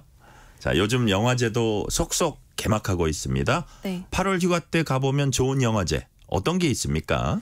네, 일단 여름 영화제 중에 대표적인 정동진 독립영화제가 오늘부터 시작되는데요. 정동진 독립영화제. 네, 국내 최초의 야외 상영 영화제거든요. 예. 그래서 이 영화제에 가시면 정동초등학교 운동장에서 대형 LED 스크린으로 상영작들을 보실 수 있는데 우리가 해돋이 보는 정동진. 네네. 예, 거기에 있는 초등학교네요. 네, 그래서 야외 상영이고 또 무료다 보니까 정동진 놀러 가셔서 좀 마음 부담 없이 보실 수도 있고. 그러니까요. 네, 무엇보다도 야외 상영이 굉장히 운치 있거든요. 여름밤에. 그래서 야외 상영 영화제 안 가보신 분들은 휴가 겸 가보시면 좋은 추억 만드실 수 있을 것 같고요. 그러니까요. 또 가까운 서울에 계신 분들은 서울에서도 영화제가 열려요. 그래서 22일부터 28일 사이에는 서울국제여성영화제가 개막을 하거든요. 국내 최대 여성영화제이고 서울국제여성영화제도 굉장히 국제적으로 부산영화제만큼이나 이름이 많이 알려진 여성영화제거든요. 네. 굉장히 평소에 우리가 극장에서 보실 수 없는 독특한 영화들을 만나실 수 있으니까 저는 서울국제여성영화제도 추천드리고 싶습니다. 그렇군요. 자, 부산국제영화제 이제 이것도 곧 다가오고 있죠? 네, 2달 앞으로 다가왔고요. 지금 한창 준비 중이고 부산국제영화제는 사실 이제 여름이 끝나고 가을 네. 시작을 알릴 때 개막을 하잖아요. 네. 그때 부산 가셔서 영화 보시면 영화 안 보셔도 영화제에 가시면 즐길 거리들이 워낙 많거든요. 그러니까요. 그것도 기억해 주시면 좋으실 것 같아요. 그렇다면 우리 이지혜 기자님은 네. 나들이 겸 네. 영화제 가실 계획 스스로 세워놨습니까? 이게 참 안타까운 직업병인데 저는 영화제를 일 항상 때문에 또 못 일 가시는 때문에 분. 가다 보니까 영화제에 가면 놀러 가도 논다는 느낌이 안 들고 일해야 될 것 같은 부담감 때문에 제대로 잘 못 즐기더라고요. 그래서 저는 집에서 영화 보는 걸 오히려 네, 휴가철에는 그걸 더 선호합니다. 영화제는 일하러 가는 데지 즐기러 가는 데는 아니네요. 네, 우리 이 안타깝게도, 기자님한테는. 네. 그 뭐 예를 들어서 아주 재미있는 정말 그 스포츠 경기가 있는데 네. 스포츠 기자들은 일하러 가는 거지 그거 앉아서 못 즐기거든요. 네. 그 아마 똑같은 그 상황인 것 같고요. 네. 자, 어디 가서 보는 영화도 좋지만 지금 이제 우리 이재 기자께서 말씀하신 것처럼 요즘은 집에서 편하게 OTT 통해서 드라마 정주행하는 재미도 쏠쏠합니다. 그렇죠. 그런데 국내 정치 드라마 팬들이 간만에 재밌게 볼 만한 작품 나왔다고 해요. 네. 뭡니까? OTT 플랫폼 N사에서 공개된 드라마 돌풍인데요. 네. 제목처럼 정말 돌풍에 가까운 지금 흥행을 일으키고 있어요. 오. 일단 국내 반응이 먼저 굉장히 뜨거운데요. 네. 이제 공개되면서 이제 N사 TV쇼 부문에서 1위에 올랐고 지금 현재 공개된 지 한 달 넘게 지났는데도 여전히 순위권에 올라 있어요. 네. 또 무엇보다도 이게 국내에만 머무르는 인기가 아니라 전 세계적으로 홍콩, 카타르, 나이지리아 등 11개 국가에서 톱10 리스트에 계속 이름을 올라와 있거든요. 네. 그렇다 보니까 이게 국내 정치를 다루고 있지만 모든 전 세계인들이 공감할 수 있는 보편적인 공감대를 얻었다라는 점에서 굉장히 또 이 작품이 주목받고 있고요. 이 작품의 내용 같은 경우에는 설정이 굉장히 자극적이에요. 네. 국무총리 박동호가 정치권의 부패를 몰아내기 위해서 장일중 대통령을 시해해요. 이래의 이 엄청난 사건이 첫 해부터 바로 일어납니다. 국무총리가 대통령을 시해한다. 국무총리 누구예요? 설경구 씨가 연기하는 박동호라는 캐릭터고요. 설경구 씨. 예. 이런 혼란스러운 틈을 타서 경제부총리인 정수진, 김희애 씨가 연기하는 캐릭터인데요. 네. 김희애 씨가 경제부총리네요. 네, 이 사람이 또 국무총리에 대항해서 이 혼란스러운 틈에 자신이 권력을 쟁취하고자 서로 대결하는 그런 이야기입니다. 그래요. 네. 자, 그러면서 또 기존 정치 드라마와 좀 차별화되는 점도 있다고 하던데 이게 저기 어떤 그 캐릭터를 어떻게 묘사하는 측면에 있어서. 네. 기존에 우리 국내 정치를 묘사하는 정치 드라마 같은 경우에는 네. 좀 진영에 따라서 인물을 표현하는 방식이 나눠지거나 예. 아니면 어느 한쪽 진영을 좀 긍정적으로 묘사하거나 그런 부분이 캐릭터에 네네. 들어가는데 돌풍은 우리가 흔히 모두각이라고 하죠. 네. 전방위적으로 비판합니다. 언론, 검찰, 재벌뿐만이 아니라 진보, 보수 모두 부정적인 요소가 있다고 이제 상정을 해놓고 예. 굉장히 신랄하게 비판을 모두각이? 하고, 네, 비판을 하고 있습니다. 그렇군요. 네. 뭐 알았어요. 자, 한국 기존의 정치 드라마는 이쪽이 약간 좀 그 좋은 쪽이 선한 쪽이고 네. 정의의 저스티스 정의의 편에 네. 서고 저쪽이 악이고 뭐 이런 설정을 했는데 네. 그게 아니고 거기 나오는 모든 저 부분이나 캐릭터나 이런 것들이 거의 악이라 이거죠. 네, 그러니까 선과 악, 흑과 백을 나누기보다는 일종의 그레이존에 대한 이야기이기도 하고 네. 또 동시에 이 박동우라는 캐릭터가 굉장히 중요한 말을 해요. 자신의 네. 현실 인식을 이렇게 표현을 하거든요. 지금 이 세상에는 빛이 없다. 어둠이 더 큰 어둠을 두고 자신이 빛이라고 참칭하는 그런 시대다. 나는 한쪽의 어둠, 그러니까 왼쪽의 어둠을 부수고 오른쪽의 어둠을 없애서 진정한 새로운 빛을 만들겠다라고 얘기를 하거든요. 네. 그러니까 지금 현재의 정치가 모두 다 어둠이다. 라는 그런 현실 인식에서 악끼리 싸운다. 악. 네, 예. 출발하는 드라마이죠. 자, 그렇군요. 악이 주로 지배하고 있다. 뭐 이런 뜻으로 이해가 되고요. 네. 자, 드라마 보셨어요? 네, 저도 이틀에 걸쳐서 12부작 드라마를 우와. 한꺼번에 몰아봤거든요. 재밌게 보셨군요. 굉장히 속도감이 있어서 좀 보는 내내 12부작을 한꺼번에 보는 게 힘들지 않을까 생각했는데 시간 가는 줄 모르고 봤어요. 왜냐하면 어느 정도로 속도감이 빠르냐면 보통의 드라마를 약간 1.5배속으로 한 그런 느낌이 들 정도고 예를 들면 이 안에서 대선이 묘사되거든요. 네네. 근데 대선 같으면 굉장히 큰 이벤트이고 정치적으로 얽혀있는 게 많은데 이걸 그냥 한 해에 다 끝내버려요. 그만큼 빠른 속도감이라서 보시는데 지루함 없이 보실 수 있을 것 같아요. 그렇군요. 정치물 우리나라에서 인기가 많은 장르입니다. 드라마도 그렇지만 영화에서 실존 인물과 정치적인 사건 이야기 참 많이 다루고 있는데요. 네. 대표적인 작품 소개해 주세요. 일단 천만 영화 중에서 특히 실존 인물과 정치적인 사건을 다룬 이야기들이 많아요. 네. 박종철 고문 치사 사건이나 6월 민주항쟁을 다룬 1987 같은 영화도 있고요. 최근에 굉장히 화제가 됐죠. 12.12 사태를 다룬 서울의 봄도 있었고 또 불임 사건과 노무현 전 대통령을 모티브로 삼은 변호인이란 영화도 있어서 천만 영화에 이렇게 많은 실존 인물과 정치적인 사건을 다룬 영화가 있다는 건 그만큼 우리나라 대중들이 정치 이야기, 정치적인 드라마에 굉장히 관심이 많다는 걸 보여주죠. 할리우드에도 정치 드라마 영화들 많죠. 네, 특히 드라마, 정치 드라마가 굉장히 전 세계적으로 사랑을 받고 있는데요. 웨스트 윙과 하우스 오브 카드가 거의 양대 산맥이라고 볼 수 있을 것 같아요.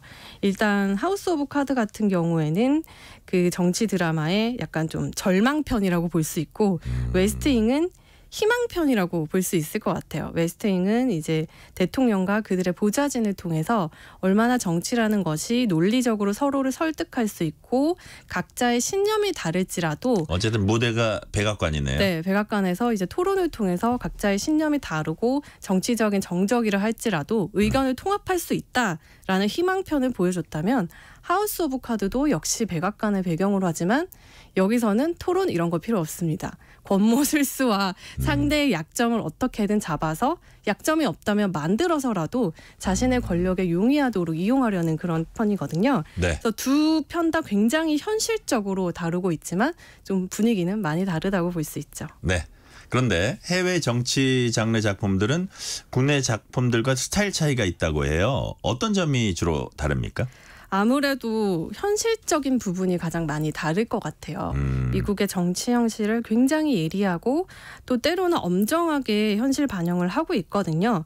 앞서 말씀드린 하우스 오브 카드 같은 경우에는 원작이 영국 소설이거든요. 이 드라마가 현실적일 수밖에 없는 부분은 이 원작 작가가 영국의 현직 상원의원 겸 작가인 마이클 dobs가 썼기 때문에 현실 정치에 대해서 누구보다도 잘 알 수밖에 없는 인물이잖아요. 그걸 바탕으로 하고 있다 보니까 현실적인 부분을 더 뚜렷하게 드러냈고 최근에 또 화제가 된 미드가 있는데 부통령이 필요해라는 코믹 풍자극이에요. 근데 이게 너무나 드라마가 현실적이다 보니까 부통령이 필요해? 네. 현실적이다 보니까 심지어 현실을 예언하기까지 했는데 이게 2012년 드라마거든요. 근데 이 드라마 내용이 여성 상원의원이 부통령이 되었다가 갑작스럽게 연임을 포기한 대통령 때문에 갑자기 대통령이 되는 이야기예요. 카멀라 해리스예요? 지금 딱 이거 언제 만든 거예요? 2012년이죠. 2012년. 그러니까 거의 예언을 한 거죠. 그래서 지금 현재 카멀라 해리스 대선 후보, 민주당 대선 후보를 떠올리게 하면서 또 새로이 주목받고 있을 정도로 현실 정치의 여러 가지 부분에 대해서 잘 반영하고 있죠. 네. 자, 우리나라에서도 잘 만든 토종 정치 드라마, 정치 영화 많습니다. 근데 또 한편으로는 외국 정치 드라마가 더 많은 사랑을 받았던 그런 적도 있어요? 좀 왜 그렇죠? 이게 좀 현실 정치를 다룬 드라마의 경우에는 아무래도 미국 드라마가 더 많은 사랑을 받을 수밖에 없는 게 만들어지는 편수가 최근에 굉장히 적어요. 우리나라에서도 토종 정치 드라마 굵직굵직한 작품들이 많았죠. 일단 제1공화국부터 시작한 공화국 시리즈 엄청난 국민적인 사랑을 얻었고 그렇죠. 네, 완성도도 뛰어났었죠. 저도 많이 봤어요. 그런데 최근에는 좀 정치 드라마를 만드는 데 있어서 제작자들 그리고 창작자들이 부담스러워하는 부분들이 있어요. 예를 들어 앞서 말했던 하우스 오브 카드나 웨스트윙 같은 드라마에서는 민주당, 공화당이라는 이름을 그대로 사용을 하고 있어요. 근데 우리나라 같은 경우에는 그대로 현실 정치 정당 이름을 못 쓰잖아요. 현실에 없는 이름으로 바꿔야 되는데 만약에 지금 현 집권 여당이나 야당의 이름을 그대로 썼다고 하면 얼마나 많은 저항이 있을지 바로 예상이 되잖아요. 그만큼 정치 드라마에 현실을 많이 반영한다는 것은 창작자와 제작자에게는 큰 부담이 될 수밖에 없죠. 의도를 자꾸 의심받고. 네. 그러다 보니까 최근에는 그런 좀 편수도 많이 줄었고 미드 스타일의 보좌관이나 어셈블리 같은 정치 드라마들도 만들어졌지만 그렇게 대중들에게 반응을 받지는 못했어요. 근데 저는 그렇다고 해서 정치 드라마가 사랑을 많이 받지 않았다라고 하면 보지 않거든요. 왜냐하면 우리는 이걸 우회해서 사극이라는 드라마로 정치 이야기를 하고 있었거든요. 그렇죠. 예. KBS에 굉장히 명작 사극들이 많잖아요. 그렇죠. 용의 그렇죠. 그게 다 정치 얘기예요. 네, 역사물이기도 하지만 뭐 용의 눈물이나 정도전 같은 걸 보면 그렇게 권력의 속성을 잘 다룰 수가 없잖아요. 네네. 그래서 이런 식으로 조금 우회해서 정치 드라마들이 사랑을 받아왔다 이렇게 볼 수도 있을 것 같아요. 그러니까요. 자, 실제 정치에서는 드라마보다 더 극적인 일이 많이 펼쳐지기도 합니다. 네. 우리 이재 기자께서 보시기에 정치 드라마의 매력은 이거다. 한마디로 딱 말씀하면 뭐가 있을까요? 일단은 현실적이면서도 판타지를 동시에 충족시킬 수 있다는 점인 것 같아요. 현실적이면서도 판타지 충족. 네. 예를 들어서 최근에 화제가 된 이 돌풍이란 드라마를 예를 들면 이 박경수 작가가 현실이 너무 답답하니까 드라마에서라도 백마탄 초인이 세상을 뒤엎으려는 그런 걸 쓰고 싶었다고 해요. 네. 그래서 이 시리즈를 쭉 보다 보면 이 초인이 굉장히 엄청난 선택을 하고 이것으로 정치 지형이 한 번에 바뀔 수 있는 결과를 낳거든요. 그런 걸 봤을 때 이제 시청자들은 현실에서는 일어날 수 없는 일이라는 것을 인지하고 있지만 또 동시에 통쾌함도 느낄 수 있는 거죠. 자, 우리 이재 기자께서 보시기에 한국 정치 드라마가 가야 할 길, 네. 장르적으로 조금 이런 부분은 좀 발전시켰으면 좋겠다. 어떤 부분이 있습니까? 앞서서도 말씀하셨지만 현실이 너무 드라마틱하기 때문에 드라마들이 사실 좀 힘을 못 쓰고 있는 건 사실이에요. 네. 그러다 보니까 좀 현실이 아닌 조금 더 판타지적으로 이제 돌풍 같은 경우에도 흐르는 게 있는데 현실 정치가 하도 희한하고 재밌으니까 네. 드라마를 웬만큼 만들어가지고 재미가 없네요. 네, 정말 그런데 그렇다 하더라도 조금 더 현실을 파고드는 작품들이 지금 필요하지 않을까 싶습니다. 그러니까요. 자, 묻히기 아까운 정치물 하나 딱 추천해 주신다면요. 네, N사 OTT 플랫폼에서 보실 수 있는 인선지인 웨이브 브레이커스라는 작품인데요. 이 드라마는 대만의 그 정치 드라마예요. 그 선거전을 중심으로 정당과 선거 캠프 사람들의 이야기인데요. 네. 이게 실제로 방송되고 나서 대만 사회에서는 굉장히 화제가 되었어요. 이 안에서 뭐 직장 내 성희롱이라던가 네. 권력형 성범죄에서 다루고 있는데 이게 대만 내 미투 운동을 끌어내기도 했거든요. 네. 대만이 또 우리나라 문화적 정치적 비슷한 그러니까요. 부분이 많잖아요. 그래서 보시게 되면 우리의 현실과도 비교해서 재미를 느끼실 수 있을 것 같습니다. 네, 이번 주말에 볼만한 작품 딱 한 2개만 딱 찝어주세요. 저는 뭐 인선지인도 보시면 좋을 것 같고 사실 제가 가장 좋아하는 정치 드라마는 웨스트 윙이거든요. 네네. 그러니까 희망편이라고 말씀드렸는데 정치를 어떻게 하면 좋을지, 좋은 정치가 이뤄내는 긍정적인 결과는 어떤 것인지 이게 좀 너무 희망적이다 보니까 판타지로 느껴지기도 하지만 지금 좀 필요한 드라마가 아닐까 싶습니다. 네, 여기까지 말씀 듣겠습니다. 지금까지 이지혜 영화 전문 기자였습니다. 감사합니다. 감사합니다. 7344님이 명품 명란젓처럼 자극적이지도 않으면서도 진한 맛의 시사를 전해주시네요. 거기다 명품 보이스로 풍미까지 겸비한 방송 완벽합니다. 라는 말씀 해주셨습니다. 감사합니다.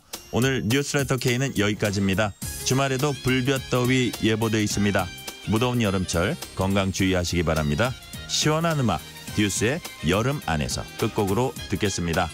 커피 쿠폰 받으실 분들은 뉴스레터 K 홈페이지 확인해 주시고요. 오늘도 함께해 주신 청취자 여러분 진심으로 감사드립니다. 지금까지 뉴스레터 K 전종철입니다.